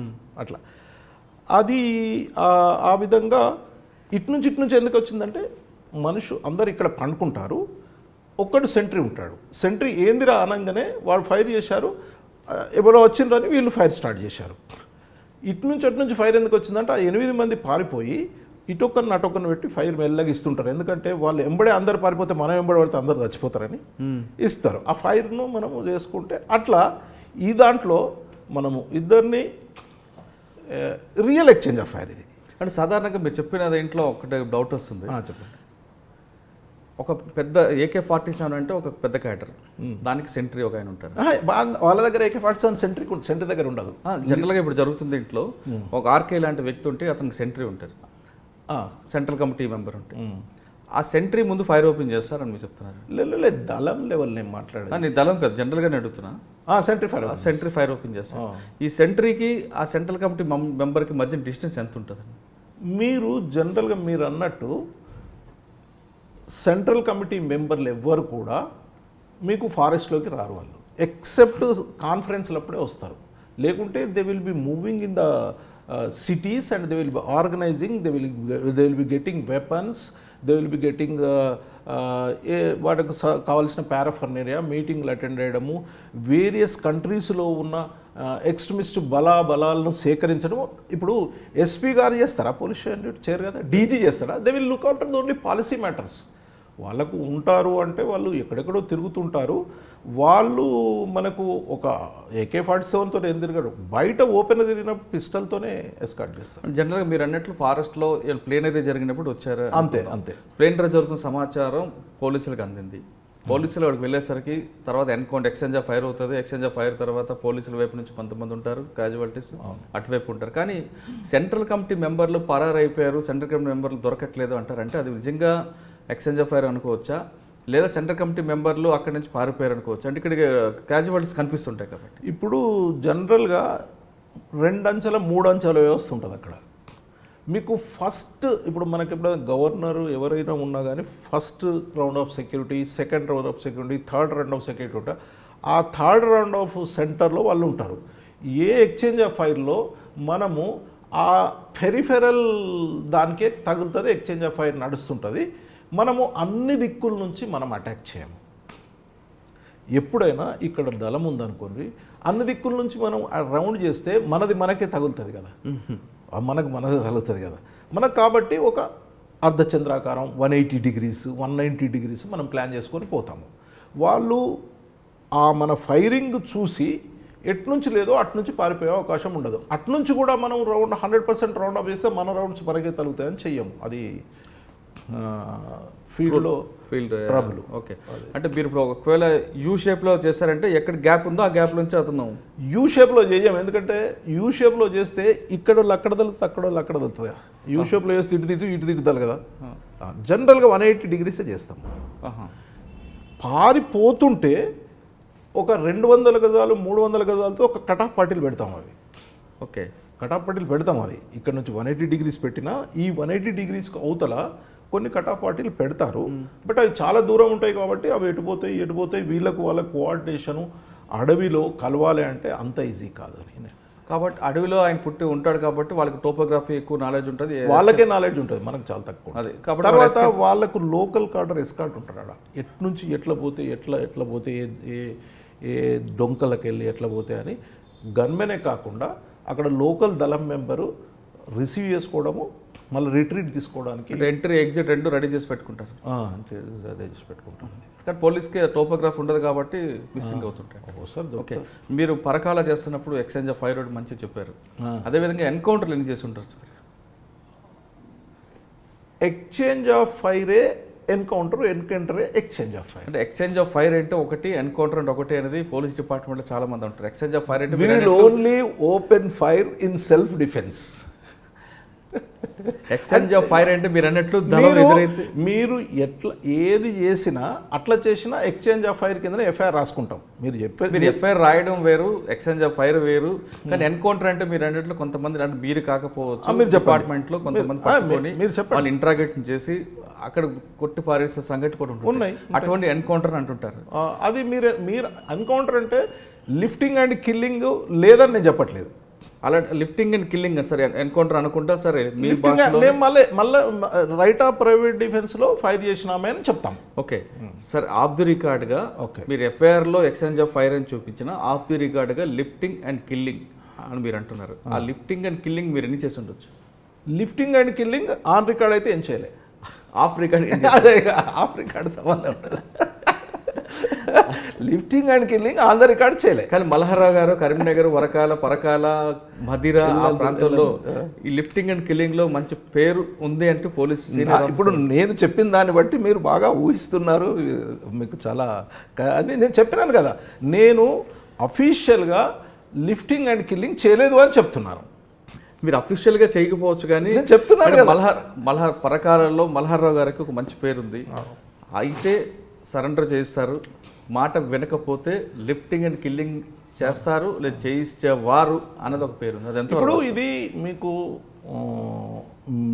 ఇప్పుడు సమాజంలో కానీ పోలీస్ డిపార్ట్మెంట్లో ఇది జరగలేదని చెప్పడం లేదు కదా, నేను జరుగుతున్నది ఆ ప్రాసెస్లో నేను కూడా ఏమైనా చేసి ఉంటాను. ఓకే, అంటే మీరు చేసి ఉండొచ్చు అనేది ఇప్పుడు అది పరిస్థితులను బట్టి పరిస్థితులు మారుతాయి. సార్, పరకాల సబ్ డివిజన్లో మీరు లిఫ్టింగ్ అండ్ కిల్లింగ్తో పాటు అప్పుడు ఒక సిచ్యువేషన్ వేరేగా అనిపించింది. అంటే నక్సల్స్ మూవ్మెంట్ ముసుగులో పెట్టుకుని కొంతమంది గాంజా సాగు చేయడం, దాన్ని కంట్రోల్ చేయడానికి మీరు ఎలాంటి ప్రణాళిక చేసేవారు? ఓకే, ఇది వాళ్ళు నేను ఉన్నదానికన్నా ఒక 5-10 సంవత్సరాల ముందు నుంచి వాళ్ళు ఎక్స్ట్రీమిస్ట్ ప్రజలు వాళ్ళ ఫోల్డ్లోకి రావడానికి ఊరూరా మీరు గాంజా కల్టివేట్ చేయండి అని వాళ్ళకి ఎంకరేజ్ చేసి, అప్పుడున్న పరిస్థితి లోపల ఎక్సైజ్ ఫారెస్ట్ వాళ్ళు అక్కడికి పోయే పరిస్థితి లేకుండా ఫారెస్ట్ వాళ్ళని కొట్టి పంపించేశారు.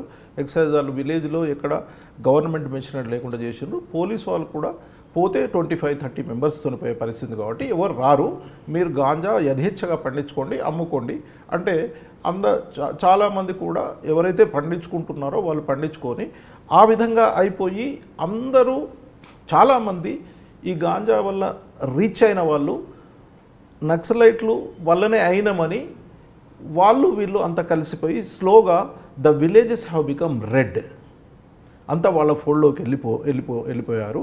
తద్వారా అక్కడ ఉన్న గవర్నమెంట్ సర్వెంట్ కూడా వాళ్ళు బెదిరించి భయపెట్టించి ఆ లోకల్లో ఉన్న అవుట్సోర్సింగ్ పోస్టులు కానీ, అంగన్వాడీ పోస్టులు కానీ, చిన్న చిన్న పోస్టులన్నీ కూడా అప్పుడు అక్కడి లోకల్ దళం లీడరు ఫలానాలకు ఇవ్వాలని లెటర్ రాస్తే ఎంఆర్ఓలు అక్కడున్న లోకల్ అఫీషియల్స్ వాళ్ళకి ఇచ్చే పరిస్థితి వచ్చింది. అంటే దళమే సిఫార్సు చేస్తారు లెటర్లు, దళం సిఫార్సు చేస్తేనే ఉద్యోగం. దళంలో ఉద్యోగం కాదు, గవర్నమెంట్ ఉద్యోగం. గవర్నమెంట్ ఉద్యోగం అంటే ఎంఆర్ఓలు అక్కడ బతకాలంటే చేయకుండా బతకరు, అట్లా అంత రెడ్ అయిపోయింది. దీనికి నేను ఇక ఊరూరా గంజాయి పండిస్తే దాన్ని మొత్తం గంజాయి కట్ చేయాలి, వాళ్ళ మీద కేసులు పెట్టాలంటే చాలా పెద్ద పారాఫర్నేరియా కావాలి. నేను సోర్స్ రిపోర్ట్ పరకాల డిఎస్పీగా రాశాను. దీనివల్ల మనకు ప్రజల యొక్క సమాజం యొక్క హెల్త్ కండిషన్ చెడిపోవడం ప్రపంచం అది కాదు ఇక్కడ. ఇదేమైందంటే స్లోగా మొత్తం ఆ ఏరియా అంతా రెడ్ అయిపోయి వాళ్ళ ఫోల్డ్లోకి వెళ్ళిపోయి గవర్నమెంట్ మెషినరీతో సంబంధం లేకుండా లిబరేషన్ జోన్ అంటారు వాళ్ళు దీన్ని. లిబరేషన్ జోన్ అయిపోయింది. They will liberate it in to their favour from the government favour. Liberation అయింది.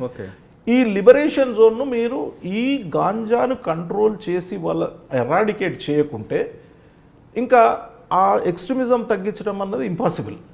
ప్రజలు అందరికీ వాళ్ళకి సపోర్ట్ చేస్తున్నారంటే అప్పుడు నేను ఎస్పీ గారికి రాస్తే, ఎస్పీ గారికి డీజీకి రాస్తే, డీజీ సెంట్రల్ లెవెల్లో రాసి నార్కోటిక్ డ్రగ్స్ కంట్రోల్ బ్యూరో నుంచి ఒక 10, 20, 30, 40 పార్టీలు వచ్చి ఎగ్దమ్ అన్ని విలేజ్ సెలెక్ట్ చేసుకొని అందరికి 20-25 మందిని ఇచ్చి మొత్తం కట్ చేసి ఇంపార్టెంట్ వాళ్ళ మీద కేసులు పెట్టి ఇక ముందు చేస్తే అప్పుడు కేసులు పెట్టి స్ట్రింజెంట్ యాక్షన్ తీసుకొని ఇక ముందు చేస్తే మాత్రం ఇంకా ఆ సంవత్సరం జైలుకు పోయినారు ఇంపార్టెంట్ బట్టి లేరు గారు.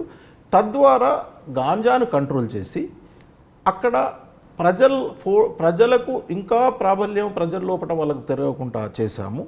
ఈ విధంగానే కాకుండా ఎవరైతే వర్కర్స్కి దళం లీడర్స్ యొక్క రికమెండేషన్తో ఎక్కడెక్కడైతే గవర్నమెంట్ సర్వెంట్ అవుట్ సోర్స్ చిన్న చిన్న లోకల్ లెవెల్లో ఇచ్చారో వాళ్ళందరినీ లిస్ట్ కలెక్ట్ చేసి నేను వాళ్ళ వర్కింగ్ ప్లేసెస్కి పోయి వాళ్ళు లేరు అని ఒక్కొక్కలకు ఏ విధంగా ఇచ్చారు, దానికి ఎంత క్వాలిఫికేషన్ ఉండాలి, వీళ్ళ క్వాలిఫికేషన్ ఎంత లేదు, హైటు ఇటు ఏది లేకుండా ఇచ్చారు అని ఒక డీటెయిల్ రిపోర్ట్ తయారు చేసి వాళ్ళందరినీ కూడా రిమూవల్ చేయించాను.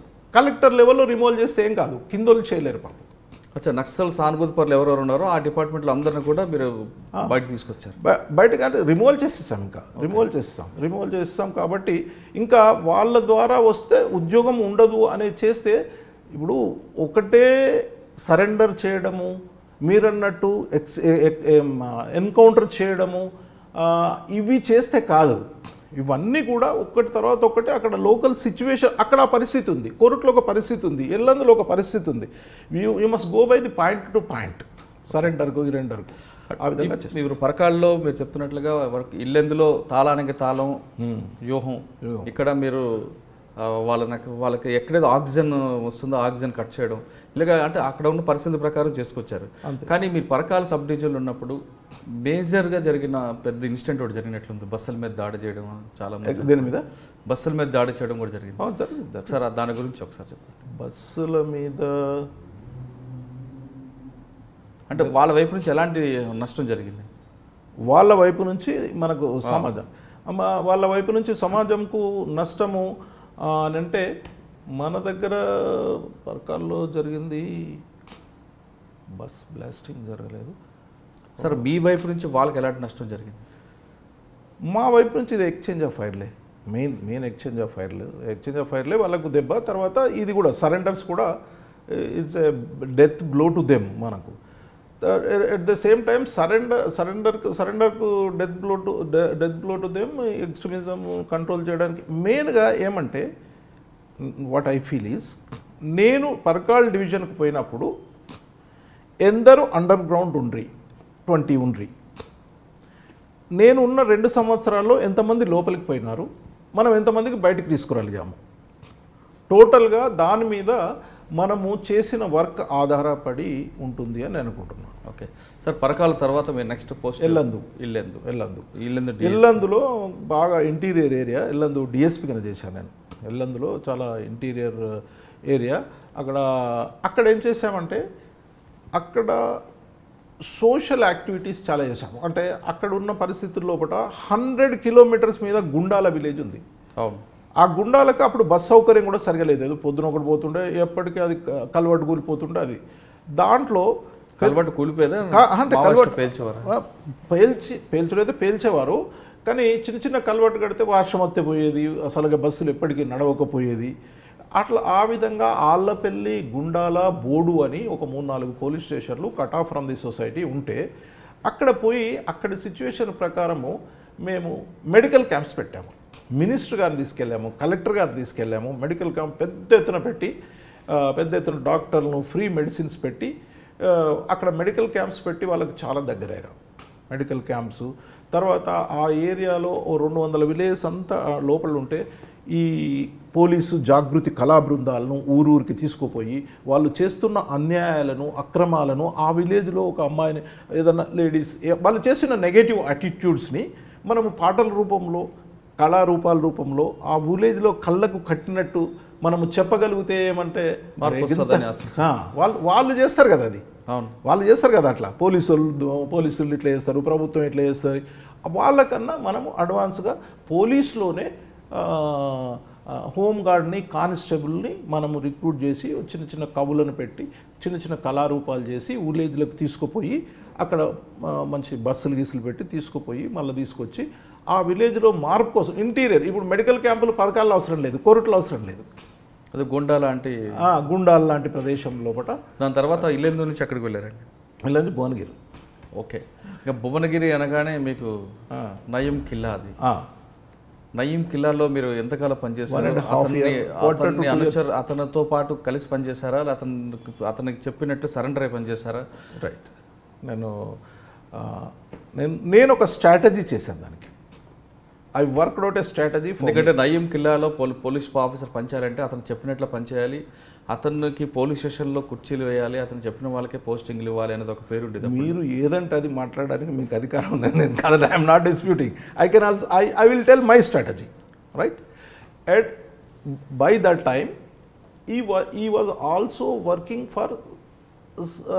also working in anti-extremist field ఆ టైం వరకు. నేనేం చేశానంటే అతను భువనగిరికి వస్తే చాలామంది బాధపడుతున్నారు. అతని యొక్క గ్యాంగ్ నయీం గ్యాంగ్ ఒక 20-30 మంది ఉన్నారు.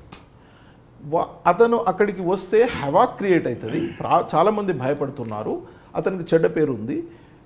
అందుకని నేనేం స్ట్రాటజీ చేశానంటే అతను భువనగిరి ఎంటర్ కావద్దు, నేను ఎస్పీ గారితో మాట్లాడాను. నేను భువనగిరి ఎంటర్ కావాలి చేస్తుంటే ఎస్పీ గారు ఒప్పుకున్నారు, నువ్వు ఎంటర్ కాకుండా నువ్వేం చేస్తావో చేసుకో. నేనేం చేసేదంటే అతనికి 10-15 మంది ఉన్నారు, రాత్రి పోయి వాళ్ళ ఇళ్ళల్లో సెర్చ్ చేసేది. నయీం వచ్చిండు, ఆ 10-15 మందిని పట్టుకొచ్చేది. రాత్రి పోకపోయేది, 3-4 గంటలకు పోయేది, పట్టుకొచ్చి పోలీస్ స్టేషన్లో పెట్టేది. నేను టక్టగా పోయేది, తిరిగేది, ఉండేది. ఎస్ఐ వచ్చి పట్టుకొచ్చి నేను ఉండకుంటే ఎస్ఐలు సిఐలు పోరన్నట్టు నేను అట్లా పోయి ఆ 10-12 మందిని పట్టుకున్నాను. నయీం వచ్చిండు రాలేదు సార్ అంటే వచ్చి చెప్పుదురా అని జస్ట్ పట్టుకొచ్చేది, అంత వాళ్ళని ఏం అనకపోయేది. 10-12 మంది పోలీస్ స్టేషన్కి ఉండేది. ఇక పొద్దున్న లేచి ఇక వాళ్ళందరూ వాళ్ళు వస్తే నయీం మాట్లాడతారని, నేను మాట్లాడిన ఎవరితో నాకు సంబంధం లేదు, పోలీస్ స్టేషన్లో లేవు, డిఎస్పీ పట్టుకురమంటే పట్టుకొచ్చినామని చెప్పేది. ఈ విధంగా అక్కడి నుంచి హైదరాబాద్ నుంచి అడ్వకేట్లు పంపించేది. అడ్వకేట్ పంపిస్తే హైదరాబాద్ నుంచి అడ్వకేట్లు వస్తే సరే ఏ సెక్షన్ కింద అరెస్ట్ చేసినావు, ఎట్లా అరెస్ట్ చేసినావు అంటే నువ్వు కోర్టుకు నన్ను ఎందుకు అడుగుతున్నావు? పోలీసు వాళ్ళ దగ్గరికి అడ్వకేట్ రాదండి, ఇల్లీగల్ ఇంటిమేసీ ఇది, మేము కేసులు పెడతాం, మీరు అక్కడ నుంచి ఇచ్చేయండి, మీరు మా దగ్గరికి రావద్దు, మేము ఎట్లా అరెస్ట్ చేస్తారు, ఏం చేస్తారు అంటే ఎస్పీకి చెప్పుకో, డీజీకి చెప్పుకో, కోర్టుకి చెప్పుకో, నువ్వు నన్ను ఎందుకు అడుగుతున్నావు? అరెస్ట్ చేసినాం, ఏ సెక్షన్లో పెట్టినావు అంటే కోర్టుకు పంపిస్తాం, అప్పుడు చూసుకోను. ఆఖరికి నా ఉద్దేశము అదే పనిగా వాళ్ళని హరాస్ చేసి నా ఉద్దేశం వాళ్ళకి చెప్పేస్తాను, మీరు ఎందుకు వస్తున్నారు తెలుసు, ఎవరు పంపించు తెలుసు. నయీం అనే అతను నేను ఇక్కడ ఉన్న రోజులు భువనగిరిలో ఎంటర్ అయితే మాత్రం నేను తీసుకొచ్చి కూర్చుండబెడతా, వీళ్ళది కూర్చుండబెడతాను, నేను మాత్రం ఎంటర్ అయితే నేను ఊకోను, మీరు ఎవరికైనా చెప్పుకోండి, మీరు ఎవరికైనా చెప్పండి అని. నేను మ్యాక్సిమం వాడు ఎప్పుడైనా దొంగతనానికి వచ్చి పోయిండా లేదా నాకు తెలియదు, బట్ నా వరకైతే నేను ఒక టెర్రర్ క్రియేట్ చేసి వాళ్ళకు కూడా సాయంత్రం వదిలేది, కోర్టు నుంచి వారెంట్. మీకన్నా ముందు పనిచేసిన పోలీస్ ఆఫీసర్స్ నయీంని కోవర్ట్గా మార్చుకోవడానికి అతను వాడుకోవడం, అతన్ని పోలీస్ స్టేషన్ తీసుకురావడం జరుగుండేవి. అంటే మీరు వచ్చిన తర్వాత అతన్ని భువనగిరి ఎంటర్ కాకుండా ఒక టైట్ ఫ్రేమ్ పెట్టానంటారు, అంతే. అటువంటి సిచ్యువేషన్లో మీకన్నా ముందు పనిచేసిన ఆఫీసర్స్ కానీ సీనియర్ ఆఫీసర్స్ కానీ వాళ్ళ వైపు నుంచి ఫోన్ రావడం, పొలిటీషియన్స్ ఫోన్ రావడం నయీంకి కొంచెం కన్సిడర్ చేయడం లేదు. ఎందుకంటే I worked entirely in Warangal range, I know for my activities. నేను ఎవరికి క్లోజ్ కాదు ఇక్కడ, యాక్చువల్గా వరంగల్ రేంజ్ నుంచి నేను ఆ వరంగల్ రేంజ్. మీ బ్యాచ్మెంట్స్ కాకపోయినా మీ సుపీరియర్స్ ఫోన్ కూడా ఎప్పుడు రాలేదు? నాకైతే రాలేదు. మేము ఎస్పీ గారిని అడిగి చేశాను. నేను డిఎస్పీ లెవెల్లో మొత్తం చేయలేను. ఎస్పీ గారు చేసుకున్నాను. ఏమనంటే ఎస్పీ గారికి పోతే నేను చెప్పాను డిఎస్పీ గారికి అనేది. నాకెవరు కూడా పెద్ద చెప్పలేదు. మీరున్న టైంలో నేను ఏం చేశానని ఆయన నిజంగా వస్తానంటే అద్దానన్నా రానియనా నేను నిజంగా వాడు రావద్దుకుండా ఎందుకు రాలేదు? వాడు బుజ్దిల్ పిరికివాడు. How can I prevent that man? Is very పిరికివాడు అంటారు వాడిని. ఊరికి అందరిని ఇంతమంది పోలీసులు పెట్టుకొని ఇది చేసుకొని అది చేసుకొని ఇంతమంది పెట్టుకొని చేస్తే నాకైతే లేదు. I don't think Naeem is a Naeem. I rate him as a timid. అంటే మీరున్న టైంలో నయీంకి సంబంధించిన వ్యక్తులు ఎవరు కానీ మర్డర్లు చేయడం కానీ బెదిరింపులు కానీ? మర్డర్లు అయితే చేయలేదు. బెదిరింపులు అయితే నేను I cannot say no. I cannot stop బెదిరింపులు. మర్డర్ అయితే కాలేదు. ఐ కెన్ సే బోల్డ్లీ అసలు మర్డరే కాలేదు. నయీం సంబంధించిన మనుషుల మర్డర్ నా భువనగిరి డివిజన్లో కాలేదు. 16 పోలీస్ స్టేషన్లు. You can enquiry. అంటే అప్పుడు మావోయిస్ట్ ఎఫెక్టెడ్ ఏరియాలో ఏ విధంగా? అవును, మావోయిస్ట్ మస్తు ఎఫెక్ట్ ఉండే. అప్పుడు నా తర్వాత అయింది. నేను ఉండగా రాలేదు. మోతుకూరులా ఎస్ఐని చంపారు కదా, నా తర్వాత అయింది. నా టైంలో ఒక్కటైంది, చౌటుప్పల్ నుంచి హైదరాబాద్ రూట్లో పెట్రోల్ పంపుల పెట్రోలింగ్ వ్యాన్ ఉన్న వాళ్ళలో ఉన్న హెడ్ కానిస్టేబుల్ ఏమో చంపారు. పెట్రోలింగ్ వ్యాన్, అది రిలయన్స్ పెట్రోల్ పంప్ మీద దాడి జరిగింది. అది మాత్రం నా జరిగింది. ఆ టైంలో మేము వెళ్ళాము, చూసాము. బాలసుబ్రహ్మణ్యం ఉండే 1-2 అఫెన్స్లు అయినాయి అంటే అక్కడ. దాని తర్వాత వాళ్ళు ఎవరైతే ఉన్నారో వాళ్ళని మేము ఇన్ఫార్మెంట్ పెట్టాము. ఆ గుట్టకు ఒక పెద్ద ఎన్కౌంటర్ చేశాము. చౌటుప్పల్ గుట్టకు వెరీ గుడ్ ఎన్కౌంటర్ చేశాము. సరే వాళ్ళే ఎన్కౌంటరా లేదా లిఫ్టింగ్? అది గుట్ట మీద అయింది. అది ఎవరు ఎన్కౌంటర్ అయిందంటే ఎలా జరిగింది? అది ఇన్ఫర్మేషన్ మీద, వాళ్ళు అక్కడ ఉన్నారనే ఇన్ఫర్మేషన్ మీద మేము పోయి చేయడం జరిగింది. అది గుట్ట మీదనే అయింది, లిఫ్టింగ్ అట్లాంటిది కాదు. దాని తర్వాత భువనగిరి నుంచి ఎక్కడికి వచ్చాను? భువనగిరి నుంచి నాకు ప్రమోషన్ వచ్చింది. Additional DCP admin Cyberabad. Okay. సైబరాబాద్లో నేను మహేందర్ రెడ్డి సార్ ఉన్నప్పుడు ఐఎస్ఓ పోలీస్ స్టేషన్లో ఐఎస్ఓ చేయడంలో కానీ, ప్రజామిత్రుత్వ పోలీసు వ్యవస్థలో భాగంగా మహేందర్ రెడ్డి గారి డైరెక్షన్లో వారి యొక్క ప్రజలకు చాలా దగ్గర కావడానికి అన్ని విధాల మేము చేసి అప్పుడు ఐఎస్ఓ కూడా తీసుకొచ్చి చేశాను. 2.5 years మహేందర్ రెడ్డి సార్ దగ్గర చేశాను. ఆ తర్వాత ప్రభాకర్ రెడ్డి సార్ కమిషనర్ వచ్చారు. అప్పుడు లక్డికాపూర్లో ఉండే ఆఫీసు, తర్వాత గచ్చిబౌలి పోయింది. మీరు సైబరాబాద్లో అడ్మిన్లో మీరే చెప్తున్నారు 2.5 సంవత్సరాలు ఐఎస్ఓ కోసం కష్టపడ్డానని చెప్తున్నారు. పోలీస్ స్టేషన్లకి ఐఎస్ఓ అవసరం అంటారా? ఐఎస్ఓ అంటే క్లీన్లీనెస్, నీట్నెస్ ఇప్పుడు కూడా ఉంది. దాన్ని ఐఎస్ఓ అనకపోవచ్చు. ఐఎస్ఓ అవసరమా లేదా కానీ ఆ సిస్టమ్స్ అయితే అవసరమే. ఇప్పుడు కూడా ఉంది ఆ సిస్టమ్స్. ఐఎస్ఓ అనే పేరు మీద లేదు. అప్పుడు కూడా సిస్టమ్ లేదు, అంతకుముందు లేదు. కానీ చాలా మంది చెప్పే మాటలు ఏంటంటే పోలీస్ స్టేషన్కి వచ్చినప్పుడు మర్యాదగా మాట్లాడడం కోరుకుంటాం, కానీ బూతులు మాట్లాడుతూ ఈ కలర్ జిరాక్స్ ఇవ్వడం అనేది కరెక్ట్ కాదు. ఈ ఐఎస్ఓలు అనేది కేవలం కమర్షియల్ వ్యవస్థకి కావాలి అంటూ ఇప్పుడు విమర్శలు వచ్చాయి.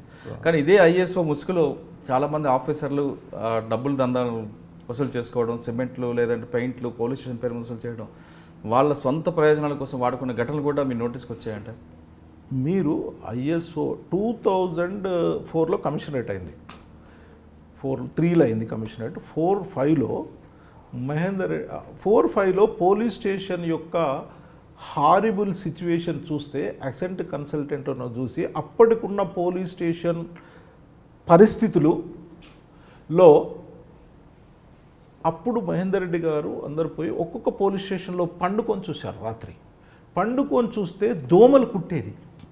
దోమలు కుడితే అంటే ఆఖరికి ఏమున్నదంటే ఆ పోలీస్ స్టేషన్లో మనం కూర్చునే పరిస్థితి లేదు.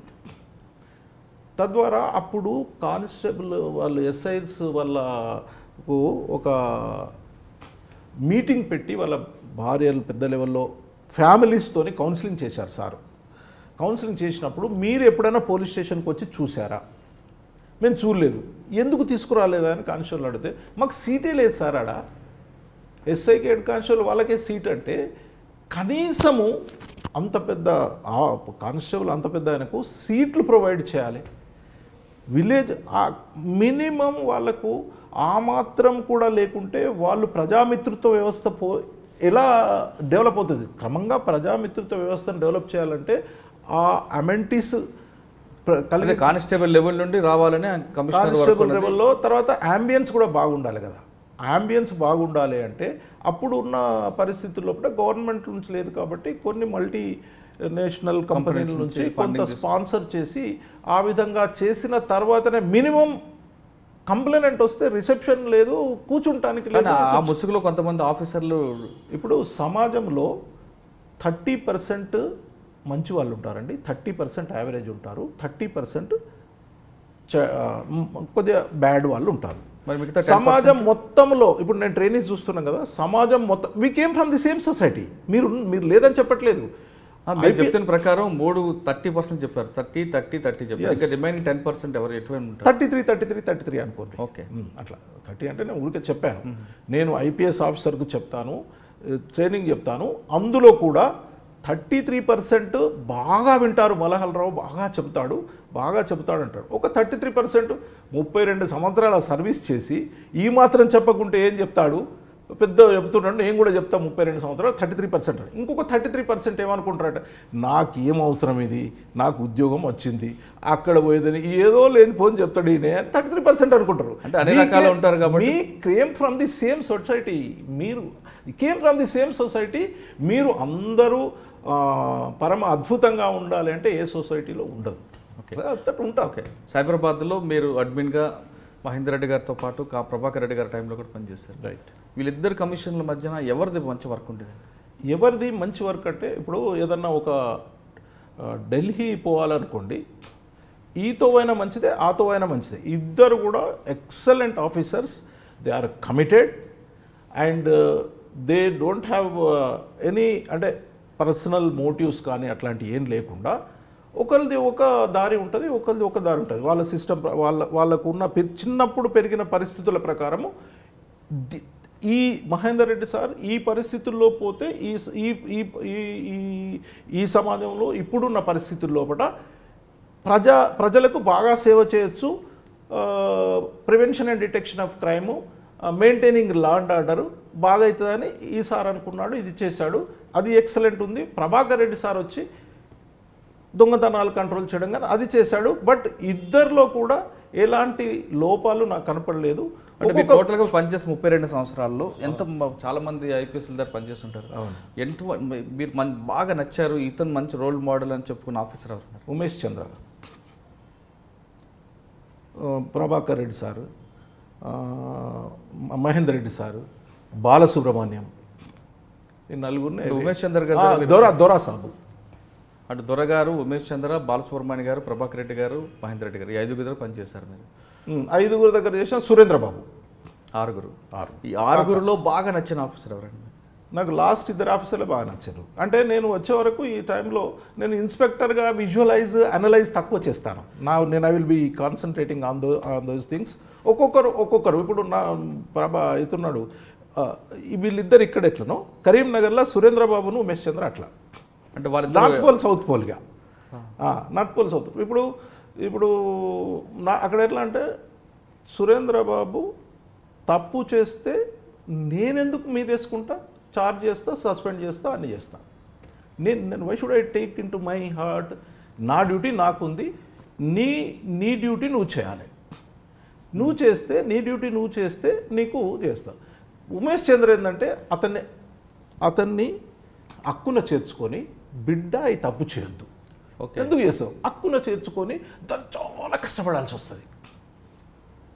సరే, కష్టపడి బాగా చేయాలన్నా, సొసైటీని ప్రేమించి వాళ్ళను చేసి బాగా చేయాలన్నా, ఇది 2 డిఫరెంట్ ఫీల్డ్స్ ఇవి. ఇప్పుడు ఉమేష్ చంద్ర గారు అంతేగా ట్రాన్స్ఫర్ అవ్వగానే చాలామంది అప్పుడు గన్ డౌన్ కూడా చేయడం జరిగింది. కూడా మీ వార్తా ఆఫీస్ మీద, ప్రెస్ ఆఫీస్ని కూడా ధ్వంసం చేశారు. కానీ అది చేసిన మంచి వర్కౌట్ చెప్పండి కరీంనగర్ ఉమేష్ చంద్ర గారు. అసలు ఉమేష్ చంద్ర వర్కౌట్ ఎంత మంచి వర్కౌట్ అంటే, అసలు వర్క్ అయింది ఆయనతోనైంది. అంటే ప్రజలు అతని కోసం, ఆఫీసర్స్ కానీ మెన్ కానీ ఆయన కోసం ప్రాణాలు ఇవ్వడానికి కూడా రెడీ అయింది. ఎట్లా చెప్తాను నేను, ఏ విధంగా అంటే ఎక్స్ట్రీమిస్ట్ ఆమె ఇక వేరే ఏం పర్లేదు అక్కడ. ఎక్స్ట్రీమిస్ట్ యాక్టివిటీస్ అప్పుడు ఆ టైంలో ఎక్స్ట్రీమిస్ట్ యాక్టివిటీస్లో అతను ఏం చేసేదంటే, చేసేవాళ్ళు చేస్తారు, చేయని వాళ్ళు చేయరు. ఊరికే హామ్ చేయడం కాదు, ఈ వారంలో ఎవరు ఎక్స్ట్రీమిస్ట్ యాక్టివిటీస్ చేసేది, మండే టు సాటర్డే ఎవరు చేసిండ్రు ఎక్స్ట్రీమిస్ట్ యాక్టివిటీస్. సాటర్డే వరకు నైట్లో ఆయన అసెస్ చేసి 15-20 మంది కానిస్టేబుల్, ఎస్ఐ, సిఐ, డిఎస్పి ఒక 15 మందిని సెలెక్ట్ చేసేది. సండే పొద్దున్నే పోవాలి మేము. పోగానే ఆ 15 మందితోని డిఐజీని పిలిపించి క్రికెట్ ఆడిచ్చేది మాతో. క్రికెట్ ఆడిచ్చి అప్పుడు చేసిన దాని ప్రకారం నాకు వాచ్ ఇచ్చాడు. 5,000 రూపాయల వాచ్ ఇప్పటి కూడా పెట్టుకుంటున్నాను. ఇప్పుడు వాచ్ పెడతలేరు కానీ అట్లా 5,000 అది అట్లా చేసి ఈ వారం అందరు పోయిండ్రు, నేను పోవాలి అట్లా. ఆయన ఐఐటి ఐఏఎం ఆయనే. ఒక్కొక్క ఉత్తరం రాసి ఇట్లా కాదు మన డ్యూటీ సిపి, మన అరటి పండు ఒలిచి చెప్పినట్టు చెప్పేదండి. ఆయన చెప్పినట్టు చేస్తే చాలు. ఇంత మంచి బ్యూటిఫుల్ డ్రాఫ్టింగ్స్ ఉన్నాయి నా దగ్గర, మెమోస్ కానీ. అసలు అరే ఇంత ఈజీగా పోలీసింగ్ వాజ్ మేడ్ ఈజీ. ఈ put it in like anything. IIM ఆయన, ఐఐటి ఐఏఎం ఆయన లేదు, మొత్తం పుట్ ఇట్ ఈజీ ఇంగ్లీష్ లాంగ్వేజ్లో. ఆయన ఇప్పటికి కూడా నేను మెమోలు దాచుకున్నా, నేను అక్కడ చూపెడతాను, నేను టీఎస్పీఎల్ అవన్నీ చూపెడతాను. దట్స్ హౌ ఈ డిడ్ ఇట్. మరి లాస్ట్కు ఎందుకు అతని కోసము అంత ఎందుకు వచ్చింది అని అంటే అందుకొచ్చింది. ఆ విధంగా పోటీ తీసుకొచ్చాడు, పోటీ తెచ్చి ఎక్స్ట్రీమిస్ట్ యాక్టివిటీ చేయించాడు. అట్లా చేశారని నేను అనుకుంటున్నాను. ఓకే, కరీంనగర్లో మీరు అతనికి ఒక కానిస్టేబుల్ కానీ ఎవరైనా అతను కుటుంబ సభ్యులుగా భావించి అతను పని చేయించుకున్నాడని మీరు చెప్తున్నారు. అతను ట్రాన్స్ఫర్ చేసిన రోజు ఏం జరిగింది అసలు? ట్రాన్స్ఫర్ చేసిన రోజు అందరూ అంటే ఎందుకు ట్రాన్స్ఫర్ చేయాల్సి వచ్చింది దానికి? ఎందుకు ట్రాన్స్ఫర్ మరి ఏమో నాకు పెద్దగా, అంటే 2 years అయిందని చేశారా, టార్గెట్ అయిందని అప్పుడు నాకు, నేను ఇన్స్పెక్టర్ లెవెల్లో ఉన్నప్పుడు. కానీ పొలిటికల్ ప్రెజర్ మీద ట్రాన్స్ఫర్ చేస్తారనేది ఒక వార్త వచ్చింది. అక్కడ నుంచి కడప ట్రాన్స్ఫర్ చేసినట్టున్నారు. కడప నుంచి ఇటు వచ్చాడు ఆయన. ఓకే, పెద్ద పొలిటికల్. ఇప్పుడు సురేంద్ర బాబు ఉన్నాడు పొలిటికల్. అసలు సురేంద్ర బాబు ఉన్నప్పుడు పొలిటికల్ ట్రాన్స్ఫర్ అప్పుడు చంద్రబాబు నాయుడు కడప నుండే వచ్చారు ఆయన. అప్పుడు చంద్రబాబు నాయుడు మరి ఆయన అట్లా చేయలేదు, ఆయనను అట్లా చేయలేదు. కానీ తీసుకొచ్చి అతనికి ఒక సెక్యూరిటీ లేని పోస్టులో ఎందుకు పెట్టాల్సి వచ్చింది? అది ఇప్పుడు మీరేమంటున్నారంటే అతను తీసుకొచ్చి ఒక పోస్ట్లో పెట్టారు. అతను సొంత ఇల్లు కాబట్టి నేను అక్కడనే ఉంటా అన్నారు. బట్ క్వార్టర్లో ఉంటే సెక్యూరిటీ ఉంటుంది అని అన్నారు. క్వార్టరు ఉండలేదు, ఆడున్నారు. ఇంట్లో సెక్యూరిటీ పెట్టారు, 2 గన్మెన్ పెట్టారు. వాళ్ళు ఒక పెద్ద వ్యాసును ఈయనను స్పెసిఫిక్గా టార్గెట్ చేసి చంపారు. కాబట్టి మనకు ఆ సిగ్నల్ దగ్గర 2-3 రోజులు వెయిట్ చేశారు. సిగ్నల్ పడ్డ రోజు కొట్టారు.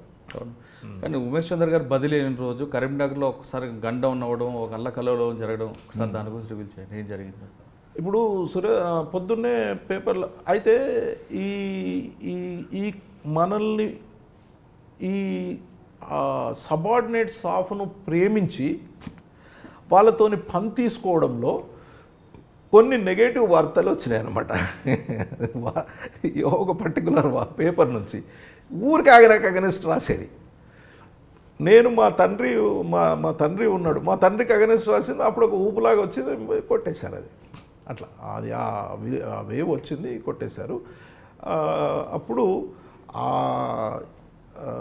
అట్లా వేవ్ ఏంటంటే అతనికి అగెనెస్ట్ ఎవరెవరు అనుకున్నారో వాళ్ళనే అటాక్ చేయడం జరిగింది. కొద్దిగా ఈయన మెంటాలిటీ నచ్చని వాళ్ళు కొంతమంది ఉండ్రి, వాళ్ళ మీదనే. ఇప్పుడు ఆ ఏఆర్ హెడ్ క్వార్టర్ వెనుకనే ఉంటుంది. ఏఆర్ హెడ్ క్వార్టర్ ప్రతి జిల్లాలో ఒక 500 మంది 600 మంది ఉంటారు. వాళ్ళకి ఎట్లా చేసిండంటే అందరికి గ్యాస్ పైలు ఇచ్చేసాడు. అక్కడ అన్ని స్పోర్ట్స్ వైడ్లు వాళ్ళందరికీ బర్త్డే నాడు స్వీట్ డబ్బాలు పంపేది. 1st జనవరికి ప్రతి కానిస్టేబుల్ కండి మంచి స్వీట్ డబ్బా, ఒక మంచి decorative happy new year card తెల్లారే వరకు అందరి ఇళ్ళకి వచ్చేది. ఇంకా నీకు ప్రాణం ఇవ్వడానికి రెడీ ఉంటుందని చెప్పినా కదా నేను. అట్లా మరి హౌ కెన్ మ్యాజిక్ కార్డు ఉందా? అదే అతని మంచిగా చెడా మీరు నిర్ణయించుకోవాలి. అతని వ్యూ అది. అంటే మీరు నచ్చిన ఆఫీసర్ల 6గురిలో ఉమేష్ చంద్ర గారు మీద దాడి జరిగి చనిపోయిన విషయం తెలిసిన వెంటనే మీరు ఎలా ఫీల్ అయ్యారు అసలు? చాలా ఫీల్ అయ్యాను. ఇక్కడికి వచ్చాము, చాలా ఏడ్చాను నేను. It's a bad thing, definitely require for the society. ఆయనే ఇప్పుడు నేను మీకు పంపాను, అందులో ఉన్నాయి. ఇప్పుడు నేను పంపిన వాటిలో ఉన్నాయి, 2 పంపాలనే పంపాను మీకు. ప్రజల కొరకు నా ప్రాణం తీయడానికి త్యాగం చేస్తాను, ప్రాణం త్యాగం చేస్తాను, ప్రజల కొరకు ప్రాణ త్యాగం చేస్తాను 2-3 కట్టింగ్లు పంపాను. చాలా ఉన్నాయి నా దగ్గర. ఆయన తెలిసే అన్నాడా అన్నంత అనిపిస్తుంది అన్నమాట. అండ్ నిజంగా కూడా ఇది వాజ్ రెడీ. ఓకే, అంటే మీరు అటువంటి ఆఫీసర్లు పనిచేసిన మీరు తర్వాత సైబరాబాద్లో డీసీపీగా రిటైర్ అయ్యారు. కానీ రిటైర్ అయిన తర్వాత ఇంకా ఈ సర్వీస్ చేయడం, ఎన్పిఏ లాంటితో పాటు అప్పా కానీ లేదా డిటెక్టివ్ సర్వీస్లో చేస్తూ అంటే ఆ ప్యాషన్ నుంచి బయటపడాలనుకోవడానికి ఎందుకు ఇంకా మీరు ప్రయత్నించారు? ఎందుకు ప్రయత్నించలేదంటే నేను 32 సంవత్సరాల్లో మీకు చెప్పింది 1% అండి. నేను చేసిన దాంట్లో నేను చేసిన ఇంత గుడ్ వర్క్స్, ప్రూవ్డ్ మంచి వర్క్స్ సమాజానికి నేను అందించకపోతే సమాజానికి నేను ద్రోహిని కాదా? నాకు ఎంత ఇచ్చింది ఈ పోలీస్ డిపార్ట్మెంట్, ఎంత ఇచ్చిందండి నాకు, ఎంత ఇచ్చింది. ఈ 1 ఇయర్ నాకు ట్రైనింగ్ ఇచ్చి నేను ఇంత హెల్తీగా ఉన్నాను అంటే 1 ఇయర్ ట్రైనింగ్తోనే ఉన్నాను. ఈ డిపార్ట్మెంట్లో ఉన్న ఇంత నాకు ఇచ్చిన తర్వాత నేను సమాజానికి నేను వాపస్ ఇవ్వకుంటే నేను ద్రోహిని కింద నేను భావిస్తాను. వివేకానంద అన్నాడు కదా, వివేకానంద ఏమన్నాడు, ప్రజల రక్త మాంసాలతో విద్యావంతులైన మనం, ఎందుకంటే గవర్నమెంట్ స్కూల్లో చదివిన నేను ఒక్క పైసా ఫీజు కట్టలేదు, ప్రజల రక్త మాంసాలతో విద్యావంతులమైన మనం అట్టి ప్రజలు పట్టించుకొని ప్రతి వ్యక్తిని ద్రోహిగా భావిస్తానన్నాడు. అంటే కొంతమంది మీరు అంటున్నారు 32 సంవత్సరాలు నేను డిపార్ట్మెంట్ నాకు ఇచ్చింది, నా శరీరం నా బాడీ ఫిట్నెస్ కూడా డిపార్ట్మెంట్ వచ్చింది కాబట్టి ఇది ఐక్యూ కూడా దాని రుణం తీర్చుకోవడానికి నేను ఇప్పుడు ఇంకా కష్టపడతానని మీరు చెప్తున్నారు. కానీ కొంతమంది డిపార్ట్మెంట్లో మేము సర్వీస్ చేసాం కానీ డిపార్ట్మెంట్ మాకు ఏమి ఇచ్చింది, మేము చాలా సస్పెండ్ అయ్యాం, చాలా బాధపడుతున్నాం అంటూ కొంతమంది ఉంటారు. అటువంటి వాళ్ళకి మీరు ఏ విధంగా సమాధానం చెప్తారు? ఇప్పుడు మనము అసలు ఉద్యోగం ఇవ్వడమే గొప్ప కదా, నీకు సస్పెండ్ అయ్యాము చేయడం అంటే. మీరు డెమోక్రసీలో మీకు అన్యాయం జరిగితే there is so many channels up to government దగ్గరికి, సీఎం దగ్గరికి పోయి మీకు పోయేంత డెమోక్రసీ కదా ఇది. ఎవరన్నా ఆఫీసర్ అన్యాయం జరిగితే మీరు పోయేది ఉండే, దాన్ని తప్పుగా మీరు చేయకుండా తప్పు చేసిన విక్టిమైజ్ అయిందంటే మార్చుకునేది ఉంటాయి. మరి ఇక మీరు మార్చుకోకుండా అలా అంటున్నారు అని అంటే మరి సమాజం గురించి ఎవ్వరు మీకు ఇంత బీద దేశంలో రిటైర్ అయిన తర్వాత మాకు పెన్షన్ ఇవ్వడము, దాన్ని నేను జీర్ణించుకోలేకపోతున్నాను. నాకు వచ్చే పెన్షన్ను నాకు వచ్చినప్పుడు ఇచ్చారు కదా ఇంత పెన్షన్, పాపం ఎవ్వరికీ లేదు కదా. ఇప్పటికీ పెన్షన్ కూడా నేను తింటూ నేను సమాజం ఏం చేసింది, డిపార్ట్మెంట్ ఏం చేసింది అని అంటే 2004 తర్వాత వచ్చిన వాళ్ళు అంటే ఒప్పుకుంటా నేను, పెన్షన్ లేదు. కానీ ఇంకా నువ్వు ఇప్పుడు అన్నీ అనుభవించి ఇప్పుడు నీకు నువ్వు ఒకవేళ ఉద్యోగం దొరుకుంటే ఎట్లుండేవాడు? ఎక్కడో మరి ఆ మాత్రం అన్నా కొద్దిగానన్నా ఉండాలి కదా అని అనుకుంటాను నేను. సార్ ఫైనల్గా చెప్పండి, డిపార్ట్మెంట్లోకి వచ్చే వాళ్ళకి మీరు ఇచ్చేది ప్రధాన సలహాలు ఏంటంటే ఇన్ఫార్మేట్ వ్యవస్థని పటిష్టం చేయాలా, ఇన్ఫార్మేట్ని కోవర్ట్గా మార్చుకొని అతనితో కమిషన్లు తీసుకుంటూ సంపాదించుకోవడం నేర్చుకోవాలా, లేదా ఇన్ఫార్మేట్ అన్నవాడిని ఎంతవరకు వాడుకోవాలో అంతవరకు వాడుకొని వదిలిపెట్టాలా, ప్రజలకు ఎలాంటి సేవలు చేయాలి? ఫైనల్గా ఇప్పుడు నేను చెప్తున్నదే నేను వాళ్ళకు స్టార్టింగ్ నుంచి ఏ లెవెల్లో ఆ లెవెల్లో చెప్తాను. ఈ డిపార్ట్మెంట్ యొక్క మహత్తరమైనంత డిపార్ట్మెంట్ ఏది లేదు. ఎందుకంటే ఏ డిపార్ట్మెంట్లో లేదు. చాలా ఎస్ఐ జాబ్ నుంచి కానీ ఐపీఎస్ కానీ డిఎస్పీ కానీ ఏదైనా కానీ ఇంత మహత్తరమైన డిపార్ట్మెంట్ ఏమీ లేదు. దేశానికి సేవ చేయడం కానీ ప్రజలకు సేవ చేయడం కానీ గవర్నమెంట్ అంటే పోలీస్ కళ్ళు తుడవడానికి మనమే ఉన్నాము ఒకటి. తర్వాత మీరు ఈ డిపార్ట్మెంట్లోకి వచ్చిన తర్వాత ఏ డిపార్ట్మెంట్లో లేని యొక్క ఫెసిలిటీ ఈ డిపార్ట్మెంట్లో ఉంది. ఏముంది అంటే నీకు డిపార్ట్మెంట్లో యూనిఫామ్ వేసుకున్న తర్వాత నీకు ఇది నచ్చలేదు, డెకాయిటీలు పట్టుకుంటా అనుకున్నావు, సిబిసిఐడికి పో, డెకాయిటీవింగ్కి పో, యాంటీ కరప్షన్ సమాజంలో మొత్తం అణిచేయాలి, యూనిఫామ్ నచ్చలేదు అనుకున్నావు, ఏసీబీకి పో, సిబిఐకి పో, పొలిటికల్ ఇన్ఫర్మేషన్ కలెక్ట్ చేయాలనుకుంటున్నావు, ఇంటెలిజెన్స్కు పో. లేదు మనకు మున్సిపాలిటీలో ఉన్నాయి, జిహెచ్ఎంసీలో ఉన్నాయి, ఆర్టీసీలో ఉన్నది. నీకు నచ్చకుంటే ఉద్యోగానికి వచ్చిన తర్వాత నువ్వు ఏదైనా డిపార్ట్మెంట్ చేస్తే త్రూఅవుట్ సర్వీస్ అక్కడే చేయాలి. నీకు ఏం అవసరం లేదు, నేను భార్య పిల్లలతో హ్యాపీగా ఉంటాను అంటే అకాడమీకి పో. ఎన్ని ఫెసిలిటీస్ ఉన్న డిపార్ట్మెంటు నీ కంఫర్టబుల్. మీరు చెప్పిన పాయింట్కి తర్వాత వస్తాను నేను, నాకు అర్థమైంది మీరు చెప్పిన పాయింట్. ఇన్ని ఫెసిలిటీస్ ఉన్న దాంట్లో మనము ఇక్కడి నుంచి ఇంత చిన్న ఎస్ఐ ఉద్యోగం నుంచి వస్తే ఇంటర్నేషనల్ పీస్ కీపింగ్ ఫోర్స్లో నైజీరియాలో అక్కడ ఇక్కడ ఉద్యోగం చేసేది, విదేశాల్లో పోయి ఉద్యోగం చేసే అవకాశం ఇంత చిన్న గ్రాడ్యుయేషన్ తర్వాత ఉన్న దాంట్లో ఇక్కడ నీ జీతం పోగా అక్కడ 2 లక్షల రూపాయలు నెలకు శాలరీ వస్తుంది. నీకు ఎంత ఎక్స్పోజర్ వస్తుంది. ఇప్పుడు ఫారిన్కు మీకు ఫారిన్ పోయి ట్రైనింగ్స్ కూడా ఇప్పిస్తున్నారు. ఈ డిపార్ట్మెంట్లో మనకు ఇప్పుడు ఈవెన్ పోలీస్ సబ్జెక్ట్లో మీరు పెద్ద పెద్ద ఇన్స్టిట్యూషన్లో మీరు చదవాలి అనుకుంటే గవర్నమెంట్ కడుతుంది మీకు ఫీజు లీవ్ ఇచ్చి. ప్రవీణ్ కుమార్ సార్ చేసి వచ్చాను కదా అక్కడ హార్వర్డ్ యూనివర్సిటీలో మేనేజ్మెంట్ కోర్స్. ఇక్కడ ఇంకా వేరే ఆఫీసర్లు కూడా టిస్లో చేశారు, Tata institute of social sciences. నేను మీదేంది అంటే సార్ నేను మొన్న ఒక ఎస్ఐ అన్నాను, నేను సార్ రీసెర్చ్ చేస్తుంటే సార్ పిహెచ్డి వదిలిపెట్టిన అనకు, ట్రైనింగ్ అయినాక పిహెచ్డీ చేయవలద్దు అంటారు. చాలామంది పిహెచ్డీ చేస్తున్నారు. ఏది వదిలిపెట్టొద్దు మీరు. అది ఇది అయిపోయిన తర్వాత మీకు ఒక్క పైసా కూడా ఖర్చు కాకుండా ఇప్పుడు నా 500 మంది ఎస్ఐ వెళ్ళినారు. అందరు కూడా బ్యాక్గ్రౌండ్ ఒక్కొక్కరు నేను పరిచయం చేసుకుంటాను మొదలే.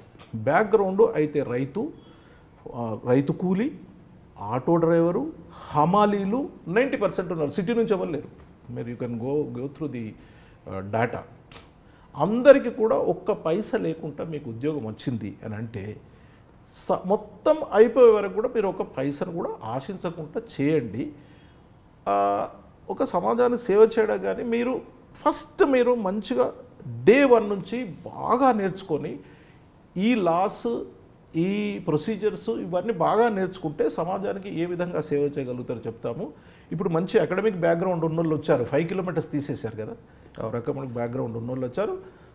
ఇంకా నేను మీరన్న దాంట్లో as a teacher I should tell only the positive things కదా, నెగిటివ్ థింగ్స్ చెప్పే అవకాశం లేదు, చెప్పకూడదు కదా. నేనైతే అసలే చెప్పాను. ఇన్ఫార్మేట్ వ్యవస్థను మీరు ఇన్ఫార్మెంట్ వ్యవస్థను ఏ విధంగా యూజ్ చేసుకున్న ఎక్స్చేంజ్ ఆఫ్ ఫైర్లో ఇప్పటికి కూడా అతను నాకు ఫోన్ చేస్తాడు. ఇప్పుడు నాకు కానిస్టేబుల్ ఇప్పించా కదా, అతను వాళ్ళ తల్లిదండ్రులు నా దగ్గరికి వస్తారు. ఇంకా ఎంతోమందిని మంచి ఇన్ఫర్మేషన్ చేసిన వాళ్ళను నేను కోరుట్లో ఉన్నప్పుడు ఒక మంచి ఇన్ఫర్మేషన్ ఇస్తే అతను ఇల్లిటరేట్, అసలు కానిస్టేబుల్కి ఇచ్చేది కాకుండా ఇస్తే అతనికి అక్కడ నాకు దుబాయ్ పంపించే మీడియేటర్స్ ఉన్నారు. అక్కడ అందరికి 50,000 పంపిస్తే నాకు 25,000 పంపించాడు ఆయన. 25,000 పంపిస్తే ఇన్ఫార్మెంట్ చచ్చిపోతాడని నేను 25,000 ఇచ్చి దుబాయ్ పంపించిన. భార్య పిల్లలతో దుబాయ్లో ఉన్నాడు ఇప్పుడు. అతను రండి సార్ అంటాడు. సార్ ఫైనల్గా చెప్పండి సార్, పోలీస్ డిపార్ట్మెంట్లోకి రావాలంటే ఎలాంటి గట్స్ ఉండాలి, ఏ విధంగా ఉండాలంటారు? నిజాయితీ. నేను సాఫ్ట్ నేను చెప్తున్నా కదా, సాఫ్ట్ నేను ఇప్పటి కూడా సాఫ్ట్ మనుషులే రావచ్చు. ఈడ ట్రైనింగ్లో మిమ్మల్ని బాగా చేస్తారు. నేను చాలా సాఫ్ట్. నేను అసలు ఎవరన్నా ఏదన్నా అంటే నేను సపరేట్గా పోయేది. సాఫ్ట్ మనుషులు ఈ 1 ఇయర్లో ట్రైనింగ్ చేస్తారు. ట్రైనింగ్లో మీకు ఇట్లా గట్టు తయారవుతారు. వాళ్ళు ట్రైనింగ్ తయారవుతారు. మీకు ఏం అవసరం లేదు. డిపార్ట్మెంట్కి రావాలంటే ఆర్డినరీ పర్సన్ రావచ్చు. మీకు ఆర్డినరీ 40% తోని పాస్ అయిన వాళ్ళు కూడా రావచ్చు. ఇక్కడ షైన్ కావచ్చు. ఓకే. పల్హార్రావు గారు చెప్తున్న మాటల్లో ప్రజలకి నేరుగా సేవ చేయాలంటే ఉన్న అన్ని ప్రభుత్వ డిపార్ట్మెంట్లో పోలీస్ డిపార్ట్మెంట్ బెస్ట్ అంటారు చెప్తున్నారు. అంటే డైరెక్ట్గా సేవ చేయొచ్చు. ఒకవేళ అతనికి ఇబ్బంది లేకపోతే పోలీస్ డిపార్ట్మెంట్లో రకరకాలు traffic, ACB, CBI, CID, intelligence ఇన్ని రకాలు ఉన్నాయి కాబట్టి ఎక్కడికైనా వెళ్ళి పనిచేయచ్చు. అదేవిధంగా ప్రజలకు సేవ చేయొచ్చు. అంతేకాకుండా పోలీస్ డిపార్ట్మెంట్లో రావాలంటే బూతులే రావాలి, కరడుగట్టిన మనసే రావాలి, కండలు తిరిగిన బాడీ ఉండాలని రూల్ ఏం లేదు. సాఫ్ట్ క్యారెక్టర్గా వచ్చిన తర్వాత ఇక్కడ ట్రైనింగ్ తీసుకున్న తర్వాత పోలీస్ డిపార్ట్మెంట్కి అనుగుణంగా మారే మనస్తత్వం, అనుగుణంగా మారే బాడీ అన్నీ కూడా వస్తాయంటూ రిటైర్ అయిన మల్హారా గారు చెప్తున్నారు. అతని మాటల్లో విని ఖచ్చితంగా పోలీస్ డిపార్ట్మెంట్లోకి వచ్చే ప్రతి వ్యక్తి బ్యాక్గ్రౌండే పోలీస్ డిపార్ట్మెంట్ ఉండాలని లేదు. అదేవిధంగా బూతులు రావాలి, కండలు తిరిగిన ఒళ్ళే ఉండాలని కూడా లేదు. మన బ్రెయిన్ ఉంటే ఖచ్చితంగా పోలీస్ డిపార్ట్మెంట్ సక్సెస్ అవ్వాలి. అతని మాటలు చెప్తున్న ప్రకారం పోలీస్ డిపార్ట్మెంట్ వచ్చిన ప్రతి వ్యక్తి కూడా ప్రజలకి నేరుగా సేవ చేయాలని అతను చెప్తున్న ఆశయాలు అనుగుణంగా ఉండాలని కోరుకుందాం. అతని ఆశయాలు నెరవేరాలని కూడా ఆశిద్దాం. ఇది ఈ వారం ఇంటర్వ్యూ, మల్హార్ గారి ఇంటర్వ్యూ. వచ్చేవారు మరో గెస్ట్తో మళ్ళీ కలుద్దాం. అంతవరకు నమస్కారం. Thank you sir. Right, okay, thank you.